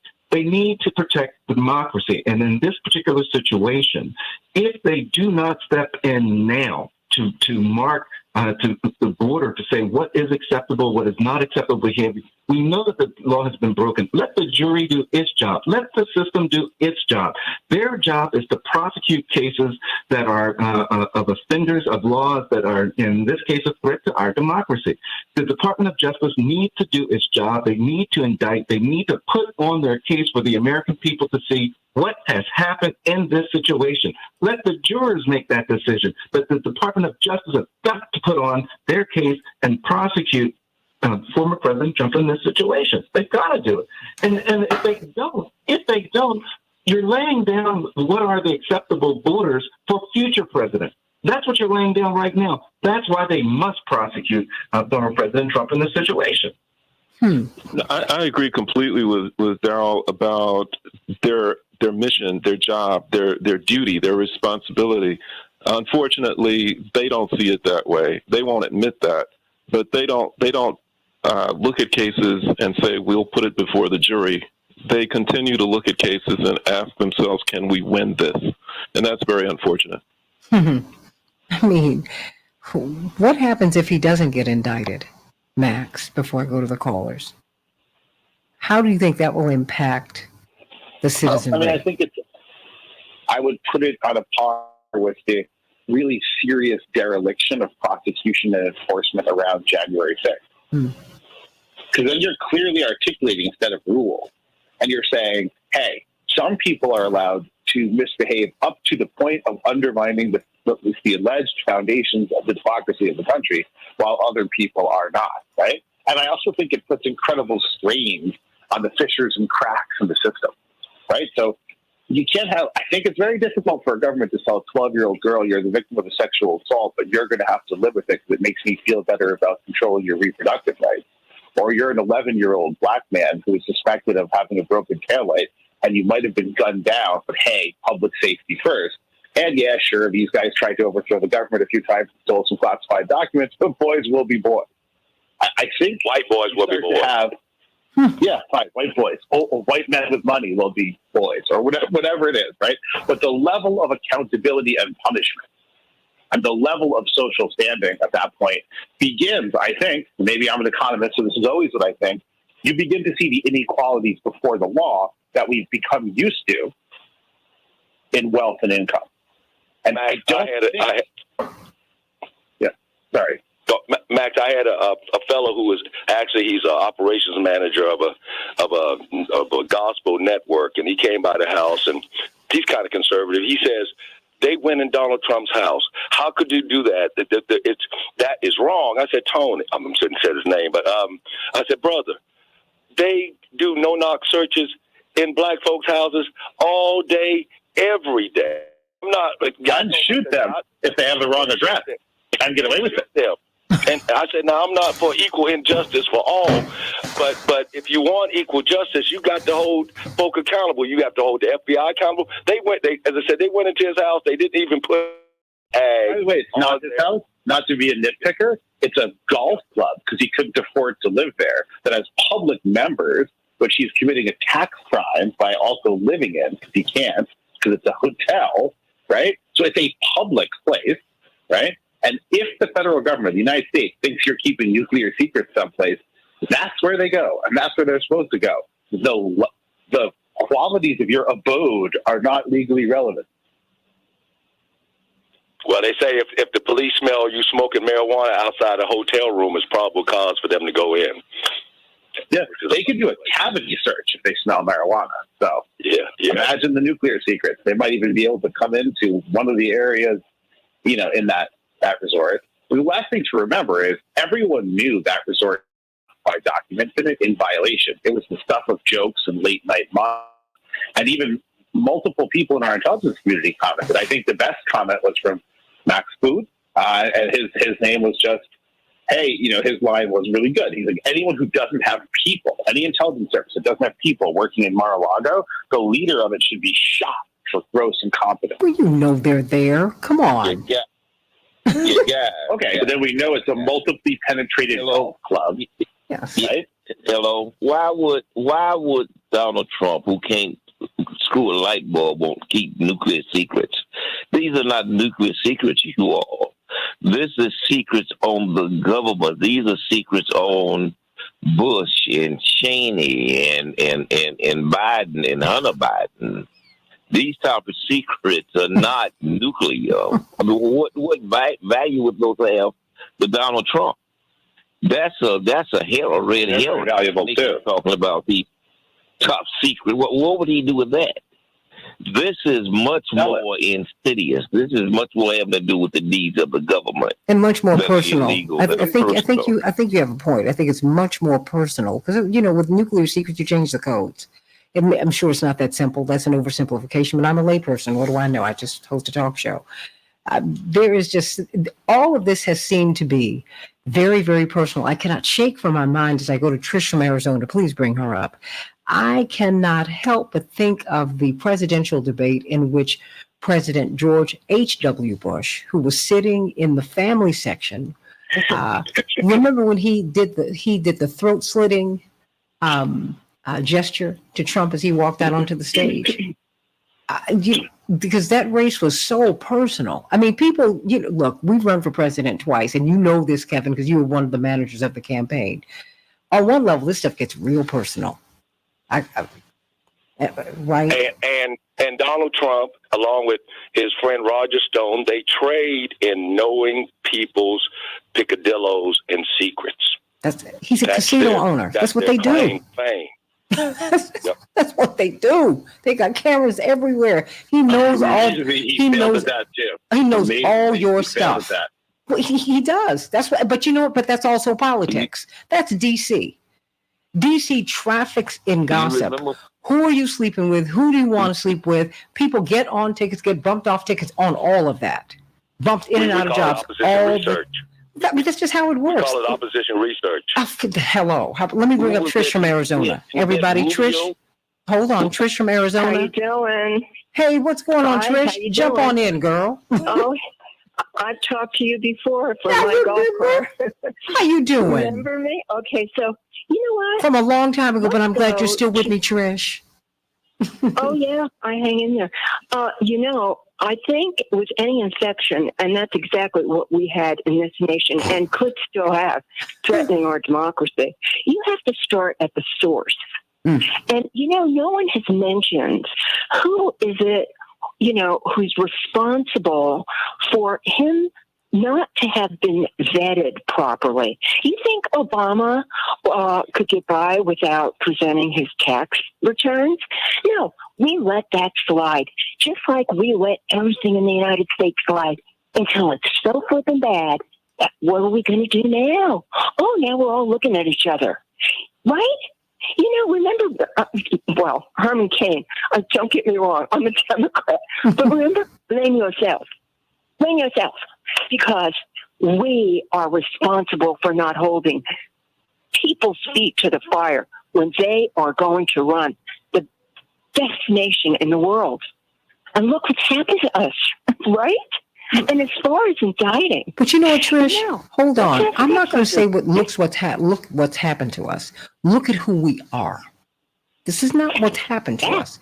This is who we are. That's what evolved. This is who we have always been. Now we're all just seeing it now. Yes, and it's always too late. Did you ever notice?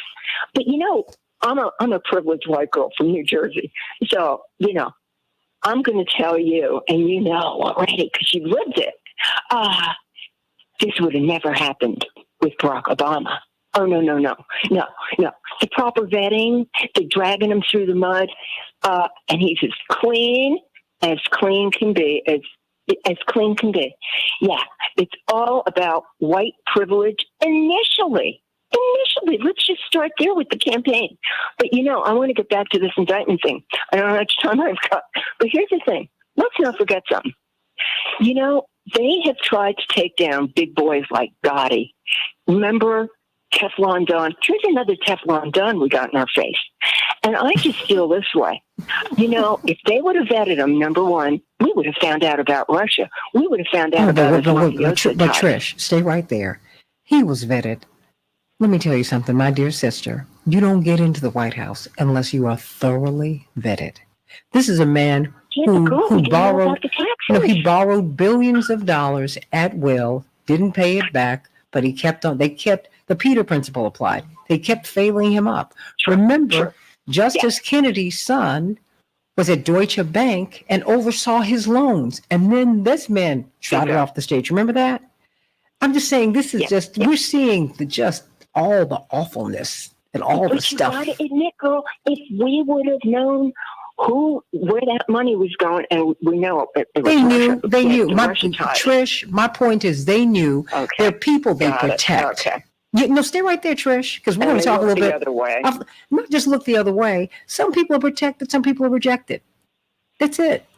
Yeah, if you want to fight for the people and fight poverty, and you want universal single payer, you get kicked out of the Democratic primary by the corporatists. Yes, I'm talking about Bernie Sanders, and I'm talking about Jesse Jackson. Come on. Killed. Oh, well, there's that.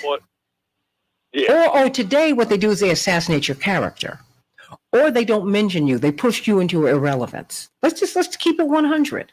So let's not act like, for the first time in the history of modern politics, you had a candidate who didn't even have to go into the studio, Trish.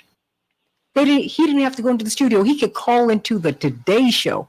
Who does that? And a first lady that was a centerfold. I mean, you got to go to find these kind of people. Dig them out of a gutter somewhere. But you know what? Some other people have had centerfolds. We just don't know about them. But I'm going to leave that alone.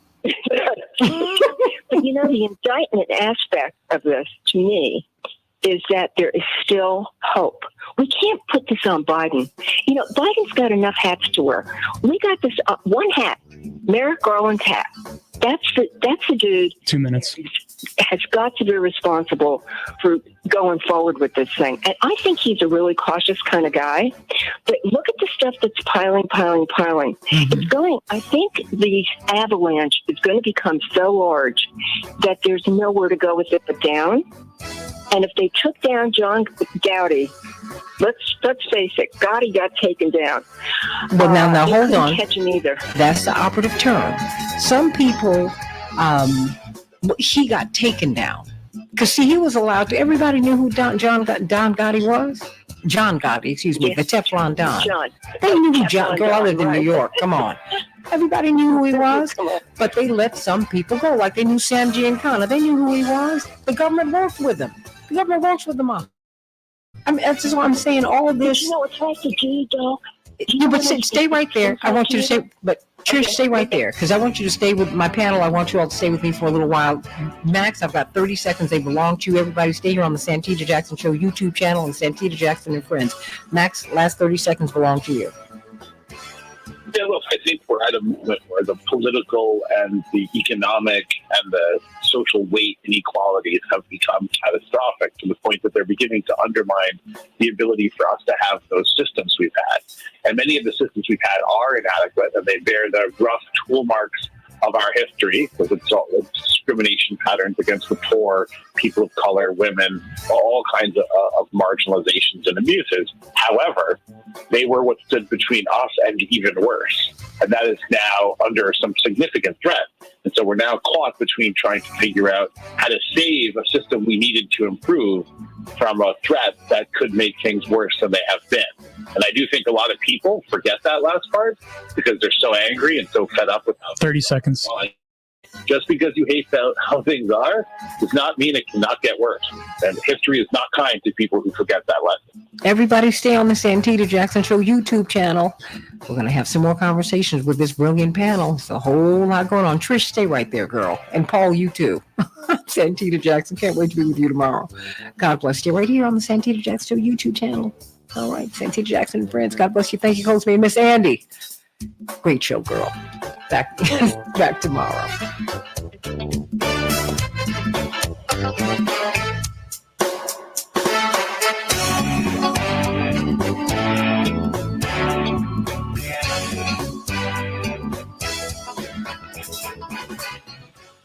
Well, now there you have it. I mean, I wasn't trying to interrupt people. I was trying to get out. Trish, are you still there? Trish is on. Jewel and I are going to go make the switch to the TOC. Okay, so just bring everybody up. Thank you. Thank you. Trish? Yeah. Oh, okay. Well, you know what? I wanted other people to weigh in on what you've been saying. Mark, Max, does anyone want to weigh in on what Miss Trish has been saying? I'm glad to hear your voice, Trish. I'm an early riser, girl. No joke. I mean, I think... Yeah, if the story is that there's a double standard, I mean, I don't think there's a ton of interesting debate to be had about whether that's correct. Right? I mean, I think that's unambiguously correct. Yeah, and I come from a very different perspective. I mean, I don't believe in the idea of trying to preserve our democracy because I don't think we have one. And I think that what we have is a glorious, pile of injustice, and that it's falling apart, it's deteriorating, that there's no hope for it, and that for people of goodwill, the most important thing to do is to analyze that honestly and to try and figure out a way to come out of this with something that is closer to what people are self-delude themselves, about in terms of what they think we have or what they hope that we have. We don't have it, but it doesn't mean that we can't build it. And but I think we can't build it until we're honest about the fact that what we've got is a catastrophe, and it's not worth preserving. Again, I'll tell you what. I just wrestle with word hope. Right. Hold on, one at a time. Up in that word hope. Trish, what were you saying? Yeah, I'm never, I'm never one to drop that word hope. You ain't going to get me. You gonna keep hope word alive? Hope. Is that what you're saying? And you know what? Who do we go to? In my office, when I was campaigning for Barack, I still have my posters from him in my office, all over my office, and I'm not losing hope. Hear me. A white privileged chick like me. Okay, well, hold on, Trish. I want you I'm still talking. I'm still talking. Okay, well, hold on, Mark. I'm just saying, I'm not going to drop that word hope to just diminish. We don't have a democracy and we have no hope. Listen, Barack Obama proved to us that we can restore hope. We just have to unite. That's the object. We have to unite, strength in numbers. On that one. Hold on first, Mark, then you, Kevin. Mark? Yeah, hear me clearly. I have hope too. But in order to have hope that means something, we have to be honest about what we have. If we continue to fool ourselves, to delude ourselves that what we have is something that's worth preserving, then our hopes are in vain. We have to be honest about the fact that we don't have a democracy. We have something that's dominated by multinational corporations, an empire that's collapsing by the minute. And even Barack Obama, even though he presented himself as a person who was the embodiment of hope, this is the same man that used drones to kill many, many people in Africa, who destabilized Libya. This is the man who spoke down to black people. This is the man who did a lot of things, which for many of us does not represent anything that's useful, hopeful, or progressive or positive. He was the head of an empire. He was the one whose job description was to preserve what we have, which is something that is very destructive and harmful to many people. So when my hope... They tore down everything he tried to present. They never let him do a thing. With people of goodwill. No, he did a lot. People of goodwill, if they have hope, will try and build something that does represent our highest ideals. Represents what we have, is not worth preserving, and will start from scratch to build something that is worth building, promoting, maintaining. Kevin? And it's really... I absolutely agree with everything that Mark just said. And, coming from black media and looking at the destruction of black media under Obama, looking at the demobilization, let me make my point, the demobilization of black people under Obama, and total fealty to the Democratic Party instead of building and fighting the gentrification, the injustices on the ground. That's what Barack Obama did. I thought the ultimate insult was when, now I'm no fan of Osama bin Laden, but when the code word for killing Osama bin Laden is Geronimo, that tells you a lot about his sense of American history and what side he stood on. I was so, Geronimo, really. That was pretty bad. My only problem is, what do you build? Dwight, my only problem is, which I kind of agree with Max, but what do you build out of chaos for people that are so demobilized and so under or uneducated about any direction that we need to go? So, Daryl, are you still there?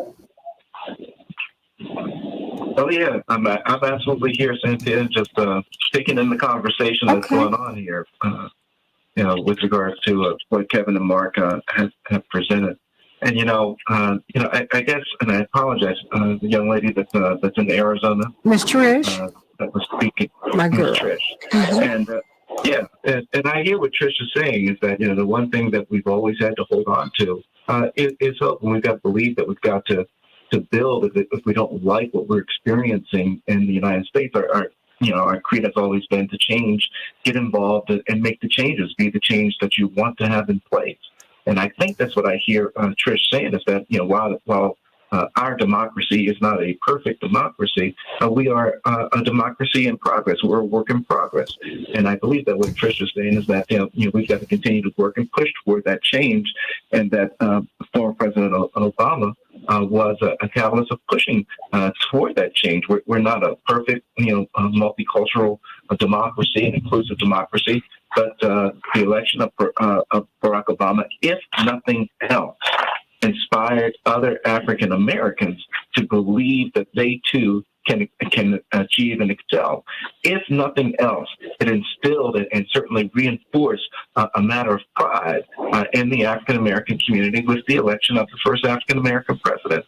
So while all of his policies may not have been on point with what any of us wanted in place, I think the symbolism of the growth of our democracy is one of the things that was accomplished with the election of President Obama. It would have been great if he had more of the personality of what I'm hearing from Kevin Gray or from Mark Fancher, along those lines. Well, I think that if he'd been a progressive, this system is doing exactly what it was designed to do.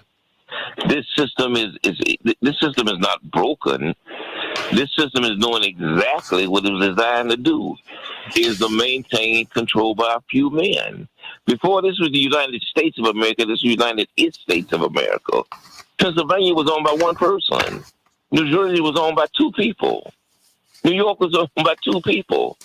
This was set up as an oligarchy. The whole country is based on that. You have to start why the country and how the country was established. And so they have been grafting us into a system that has already been set up. Just like you get grafted into a Monopoly game where all of the blocks are and all of the money is already given out. You're gonna keep landing on the same go to jail spot every time you throw the dice, if the system is structured that way. And so we have to stop hallucinating about what America is. It is a system designed for a few privileged white men to be in charge, and from that they've used it as a launching pad to try to take over the world. Hold on, I want I want everyone to respond to Arlene, because she said the panel is Obama bashing again. I don't think so, Arlene. That is certainly not the point. No one comes here in that tear anyone down. Kevin, I have known Kevin more than 40 years, and he has been working tirelessly in progressive politics. Mark Fancher, tirelessly in progressive politics. Dwight, I've known all my life, tirelessly in progressive politics.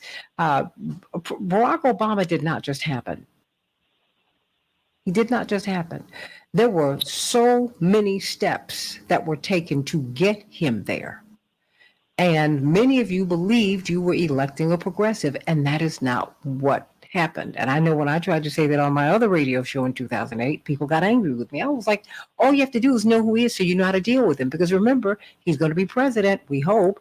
And even as he becomes president, he will be president. So you're going to have to deal with him accordingly. He's not your friend. He's not your date. He's a destination. Deal with him that way. This is politics. No one wanted to hear that. So you look at the 40,000 Black college students who were pushed out of the system on policies he established, Darlene. Now, at some point, you have to be able to step back and say, you know what? He did some things great, ACA. He broke through the sound barrier on healthcare. Healthcare is not a privilege, it's a right. And thank God for that. But there were some other things that he did, dropping more bombs than any president in history. I didn't sign up for that. Destabilizing Africa, taking out Gaddafi, the strongest Black leader in Africa.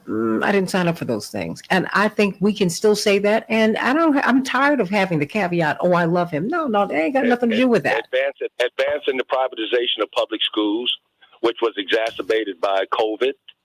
So now, it's this idea that the public school system, which was based on supposedly democracy and the great experiment, is now fractured. Those things are important, and as I said, Obama, I don't have any personal animus toward him. I just look at structurally as an organizer how difficult it has been to organize with Obama in office and after he left office. And so now when we talk about where we go from here, we have to even start the process of retraining people how to organize in communities for to have some hope for some change. That's my fundamental problem with a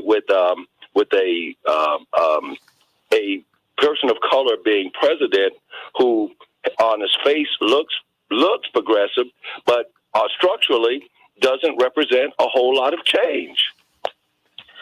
Yeah, and I hope that, or you might separate the man from the office too, right? I mean, I think we tend to personalize everything to our detriment analytically in the U.S.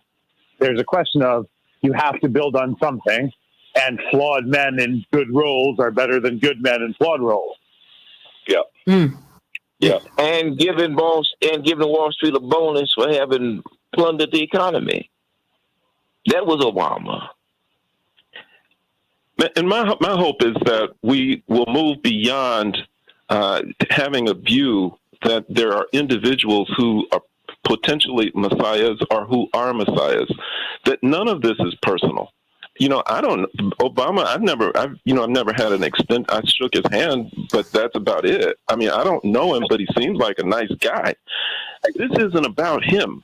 It's about the system. It's about what Dwight was talking about, a system that he was put in charge of. And if you're going the head of an empire, you're given a job description. And if you're going to keep your job, you've got to do the things that are assigned to you. And anybody who occupies the position of president of the empire has to maintain the empire and advance its interests. And what we have systemically and what we have is an imperial structure is one that requires whoever is in charge of it to do a great many horrible things. I mean, I think every person who enters the White House, if they don't already know it, they're told quite clearly, you're going to have to kill some people. You're going to have to destroy some things. You're going to have to take some people out. You're going to have to do a lot of horrible things. So the fact that he did some horrible things comes as no surprise. He was just doing his job. And the thing that I'm hoping that people will come to realize is that that's not a good way for people to live. That's not civilization. And if we want something that is consistent with the ideals that we espouse and that many of us strongly believe in, we will be committed to destroying such a system and putting in place something that is much more representative of what is the best of what human beings can be. Now, why white nationalists like what's in those documents? Like in Mark, I guarantee you that's what's in those documents that they're trying to get back. I guarantee you that's what's in those files. Exactly what you just talked about. And why the white nationalists like Trump is that he's just straight up saying white men need to be in power in perpetuity. That's what I support, and that's what. And I'm in the South. You could talk about the cult of the lost cause, the Confederacy, neo-Confederates, and Dixiecrats. He is just upfront with promoting that ideology and that way of life. And in the same way that there are a lot of young black men or black men that support Trump, it's thug life. It's Tupac. He's just straight up about it. Hey, I'm having a good time. I'm sitting here with my popcorn. I thought people liked him because of the way he hip thrusted when he was dry humping the flag. Oh, thank you. Oh. I'm going to leave that one alone. Oh, you're not going to leave that alone. You love this. Oh, Lord. No, I'm going to leave that one alone. Leave that one alone. I want to send that flag to be examined by the people who looked at Lewinsky's dress. Oh, Lord, stop. Max. Oh, that is wrong. The image of the day, though, I burned something into your brain that'll be there forever. Yeah. Okay, Max. I mean, but there again, back on the comment that Max made. My concern is, out of chaos, what? I mean, sometimes the devil is. I mean, I'm familiar with this devil. I try to deal with it every day, but what happens? You better you have to build off a foundation. Well, I can't build on sand. And I think we have to, if we're going to be honest, we have to come to terms with the fact that we've got a white working population that's lost. All of these people who are part of Trump's cult, they're gone. I mean, we don't even talk about them anymore. that those who are people who still are in their right minds, who are capable of integrity and have good sense, we need to come together and figure this out. And people venerate, they speak so highly of the so-called founding fathers. These were guys who had their limitations intellectually. They certainly had major failings morally and otherwise, and were hardcore racists. I think that if they were able to do what they were able to do, we're much better prepared to build something that's meaningful in terms of something that we could all get behind.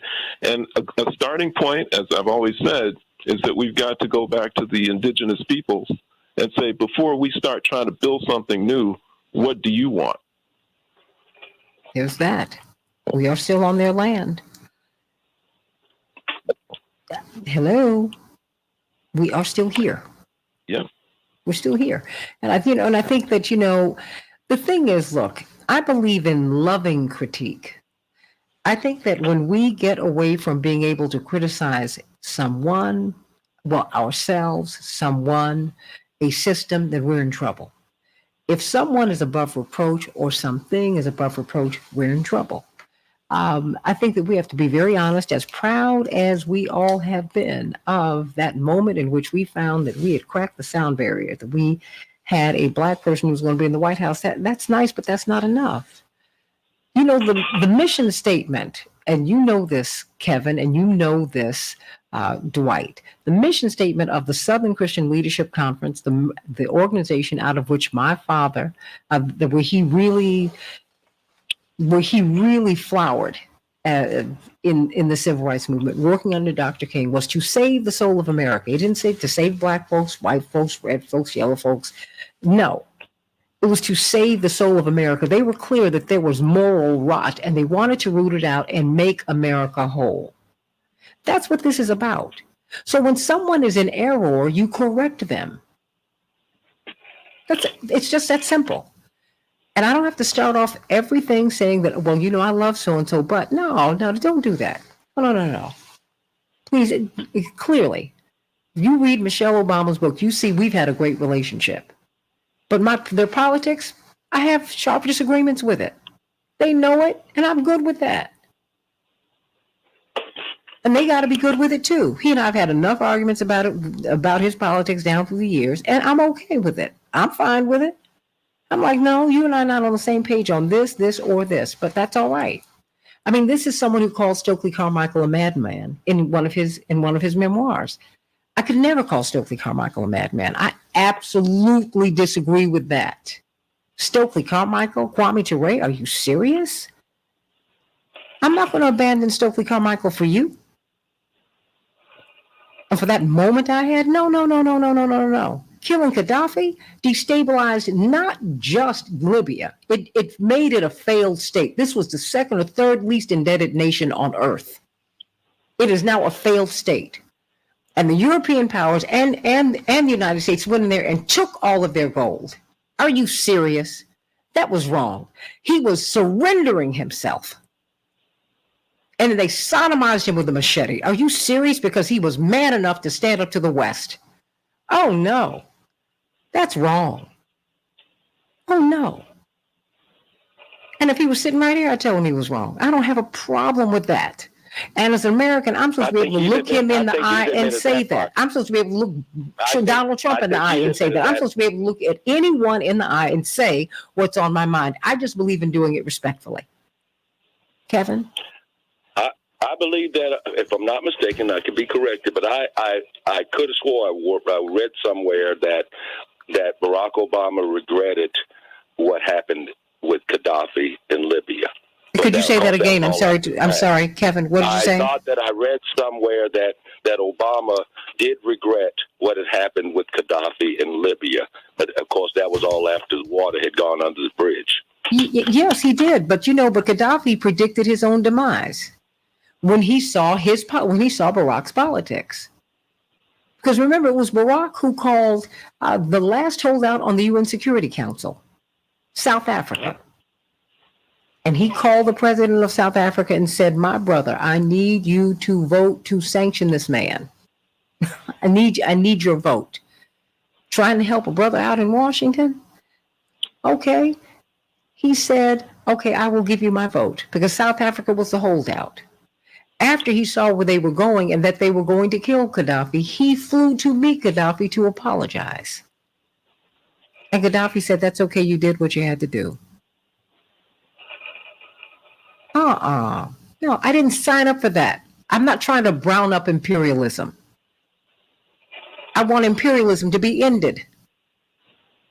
And I make no apologies about that. None.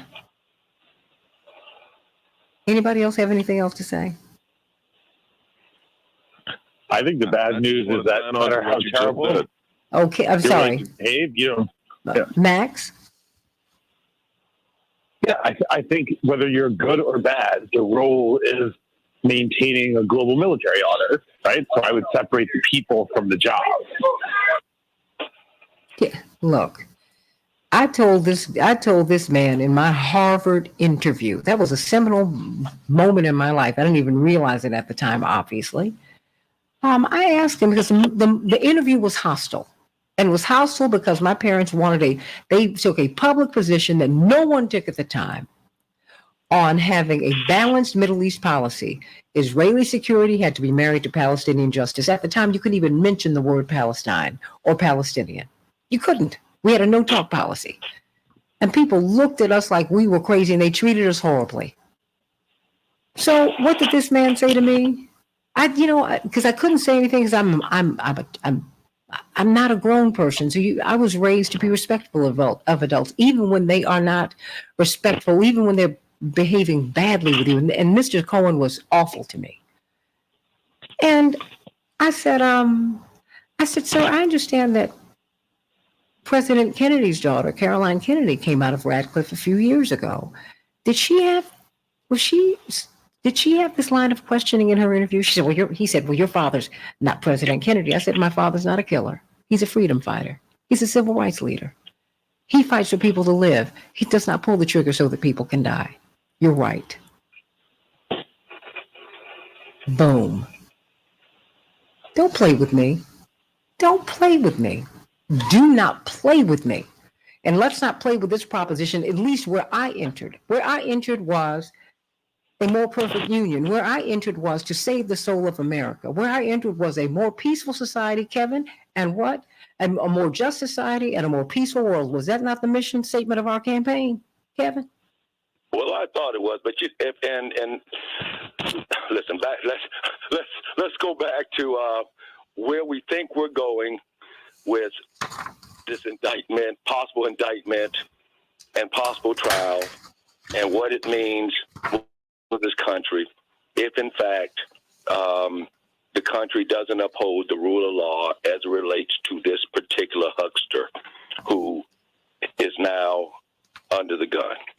Or, I guess it would be under the gun. Yes. And how do we organize out of what comes next for this country? And because I'm still kicking that horse to say, hey man, let's organize something. Let's build and let's create some organizations that are really about having a more perfect union, expanding democracy, real democracy, and what are progressive politics? I mean, multiple parties, and instead of just the two parties, column A and column B, who both support imperialism and worldwide empire and killing people all around the world. And underfunding education in the United States, public education. Really? And giving carte blanche to the Pentagon. Really? Huh?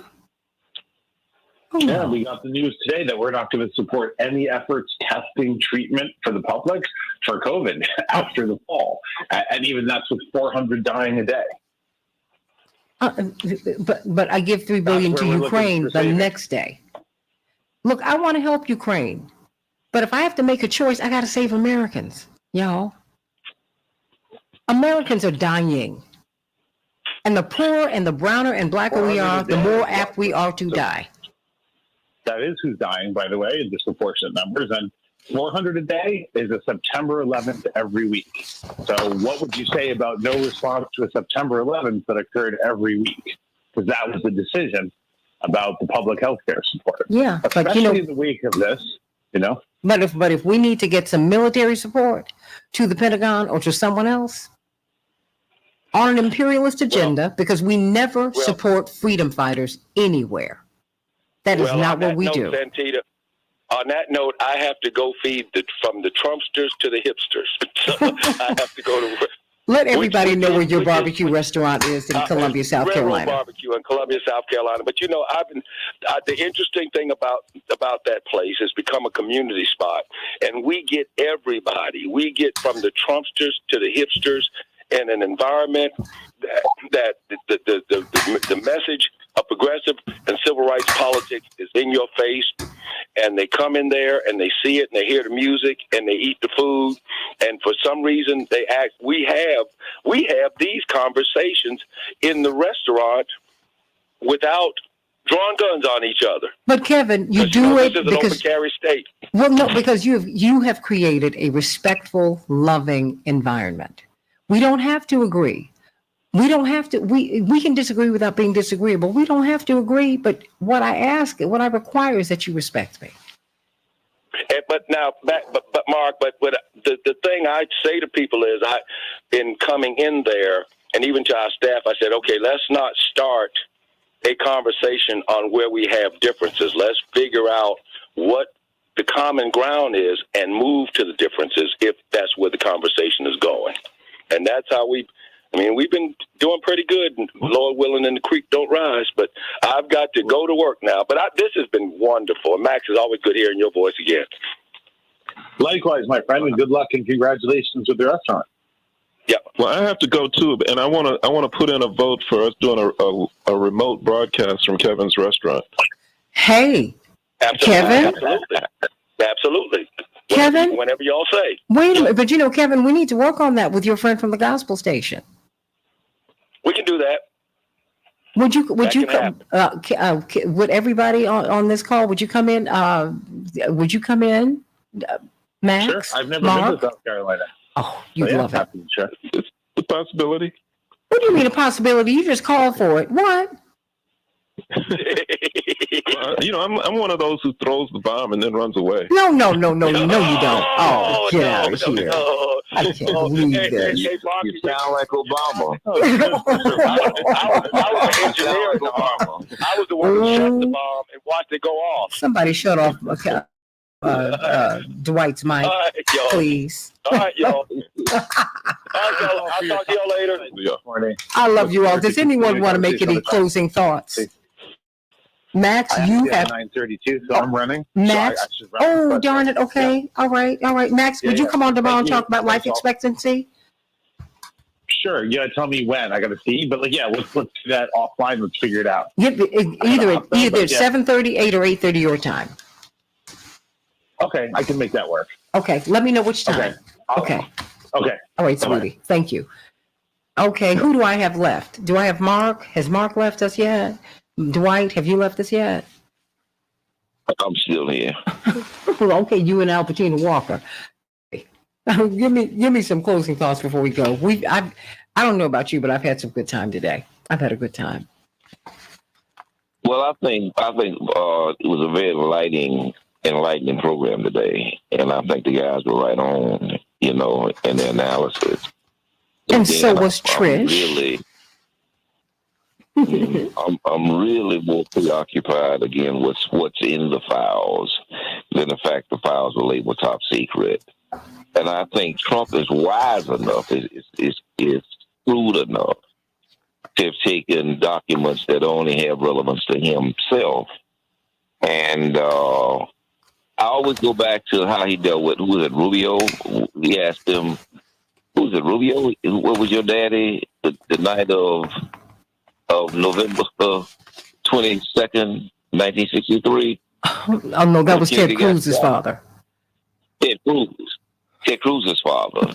Yes. And it took him, the day before, he was the worst guy on earth. He dropped that dime on Ted Cruz, and Ted Cruz the next day endorsed him, say he's the best president on earth. I hadn't thought about that. Yeah, that's how Trump rolled. Oh my gosh, would you shut up, Dwight? Get off my phone. That's how he rolled. So that's what I'm looking at in there. He is a 14-carat nut. He will drop a dime on you. Yes, he will. And he knows how this game is played. Believe me, he knows how this game is played. He is shameless. He has no shame. I mean, he ain't got no shame. No shame. He ain't got no shame, y'all. But he all, like you said, he knows how the game is played. And so so his thing is don't play with me. And I think you got a point. Everybody, I love you. It has been I hope you've enjoyed yourself today. We had a lot of people tuning in, but I send you all much love. But when did Obama publicly put blacks down as president? I heard someone say, do you remember when he went to Morehouse and lectured them on being good fathers? He was always doing that when he was running for president, when he lectured, when he went off on black fathers at Apostolic Church of God here in Chicago. I was personally offended by that, I have to say, because I have a father who has been loving to me and who has loved me. I mean, I've always felt that I was the best thing that ever happened to my dad on my worst day, which is what's even better. And on Father's Day, you work out your father thing on your daddy. Don't do that to mine. Don't do that to my Uncle St. Clair Booker, who didn't have children from his loins, but he had them from his spirit. Don't you do that. This is the man who told me before I burst out the car, Dwight, to run because, I was going to be late for school. I didn't want to be late. He said, no, baby, stay right there. And I was like, oh gosh, my class is about to walk in. He said, always wait for a man to open the door for you. I was about 6, Dwight. That's who Uncle Saint was to me. Uncle Saint, my chauffeur for my senior prom. My chaperone. No. You don't go if you understand black people, you don't go to Morehouse, one of the most elite black schools in the world, and lecture them about fatherhood. No, you need to lecture white men about fatherhood. The CDC study showed you that the most involved father in America is the black father. Don't do that. Don't do that. Don't do that. No. You ain't gonna do that to me when my father waited tables so I could eat. When my father made sure that I got here he and my mother figured it out. They were in college and they did not have parents who could help them do anything. We didn't have doors in my father's dormitory, in my parents' dormitory apartment. Why? Because the one door became the dining room table and the bricks were the legs. Another door became the coffee table in the living area. Another door became the foundation for the sofa.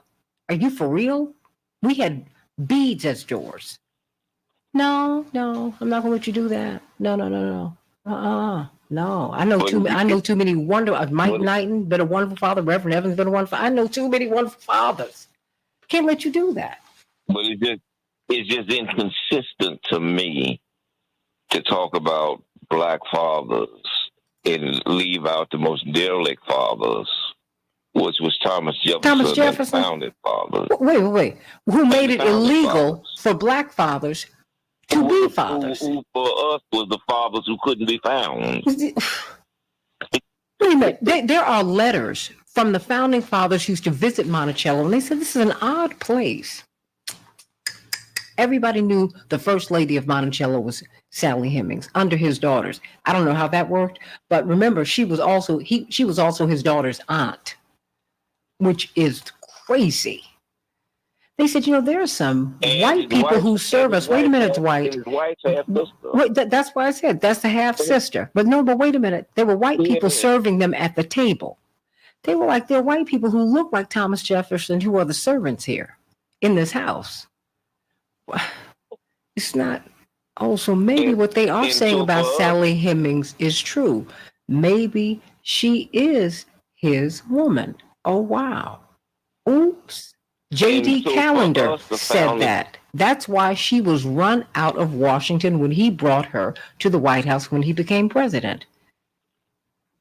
So for us, the founding fathers were fathers down. And that's what I'm saying. It's inconsistent for him to chastise black fathers and leave that out of the conversation. Leave it. Start there. How about that? Start there with the men who made it illegal for black people to form families, but we did it anyway. Don't do that. If you're going to be consistent, do it all the way around. Yeah, I believe in holding men accountable. I think you ought to hold women accountable too, but that's a whole different story. That having been said, no, you don't need to do that. No, don't do that. Don't do that. And you can love anybody and lovingly criticize them. Y'all ain't got no problems criticizing Reverend. Someone who is absolutely delivered to you, including Obama. You wouldn't have had Obama had it not been for Reverend, but y'all ain't got no problems criticizing him. Stop it.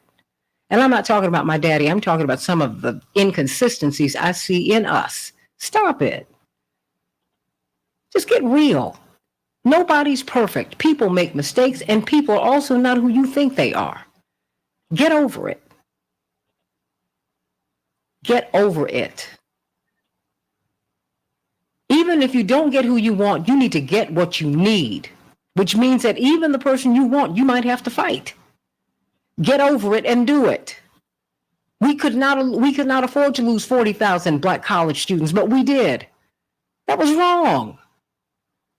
Those college students need to be found and restored and put back in school. They were closing dormitories at Morehouse during that administration. That was not the way it was supposed to happen for us with a black president. No. And I only bring that out because I don't want it to happen to us again. Whatever you say about Trump, he brought the HBCU office back into the White House. Yeah. And no, I did not support Trump, and I don't have to, but I sure can say, you know what, good for you. Thank you, Omarosa, for advocating for that, and thank you, President Trump, for saying, you know what, okay, I'll bring him back in. And I'm going to start refunding these schools that had been defunded under the previous administration. All you have to do is look at the numbers. Work with whoever is there. Stop taking this so personally, everybody. Donald Trump has been a Democrat, Republican, and a Paroite. And all these jokers who are running for everything, they have been everything under the sun. They ride the horse that'll get them all across the finish line first. That's how this works. That's politics. Dwight, you want to say anything before we go? No, I don't. I think it was a great discussion today. And again, it's the same Biden that put Clarence Thomas on the Supreme Court. The same Clinton that put 1 million black people in jail and then said oops, who were both Democrats. I mean, we have to be beyond politics. We have to deal with our own best interests. Well, how about that? And what's in our best interest helps everybody else. When you end slavery, you help white people, you help indigenous people, you help Asian people, you help everybody. You make America what America's, you make America great. When you say we're not going to be a nation that discriminates against anyone based upon color, race, gender, place of origin, you make America great. And you have to fight to make that happen. That was not the original idea, but I tell you what, the founding fathers, in their genius, left space in the founding documents for us to make change. Let us do that, everybody. Let us do that, and let us be healed so that we do not need to feel that everyone, that we, including ourselves, that we need to be perfect. Because you're not perfect. Nobody is. Be able to take the criticism and keep it moving. There's that. I love you, everybody. Dwight, love you. Thank you so much. And I love all the guests who've been with us today. You all have all been wonderful. I have so enjoyed being with you today. Hope you enjoyed the show, everybody. Hope you enjoyed it. Please like and share the show. Like and share the show. We had some good times today. And I always have a great time with all of you. Really, really, really. Because we try to keep it real here on the Santita Jackson Show. Love you. Love you, Effie Rolfe, my girl. Ashley King up down there in Memphis. And Jewel, hey, sweetie. Chaparral making all her comments. You should have called in here, girl. That's right. You know what? You don't have to disfavorably compare Reverend and Obama. They occupy two different spaces in history. And Reverend has been in public life 60 years. Obama's been in public life, 25, 30 years? It's just, and not consistently. They occupy two different spaces. Reverend worked for Dr. King. Dr. King pulled him out of seminary a semester before he graduated because he saw something in him, because Reverend was already organizing here. Dr. King didn't teach Reverend to organize. Reverend was a great organizer who was advocated for by Reverend James Bevel and Diane Nash Bevel. They said, this young man, you got to see him. He is great. He is organizing. He's at the University of Chicago. He's great. He's brilliant. Got so much energy. And he's a generation behind us. So Dr. King didn't bring him to Chicago, as I heard someone say in a speech. I had to correct this young man. I said, no. Reverend was brought here on a Rockefeller Foundation grant to study at the University of Chicago. He turned down Duke University Law School to come here. He was torn between law school and seminary. Reverend Dr. Sam Proctor, who's president of North Carolina A&T State University, where my parents were in school, said, I think the seminary would be better for you. The law will be too limiting.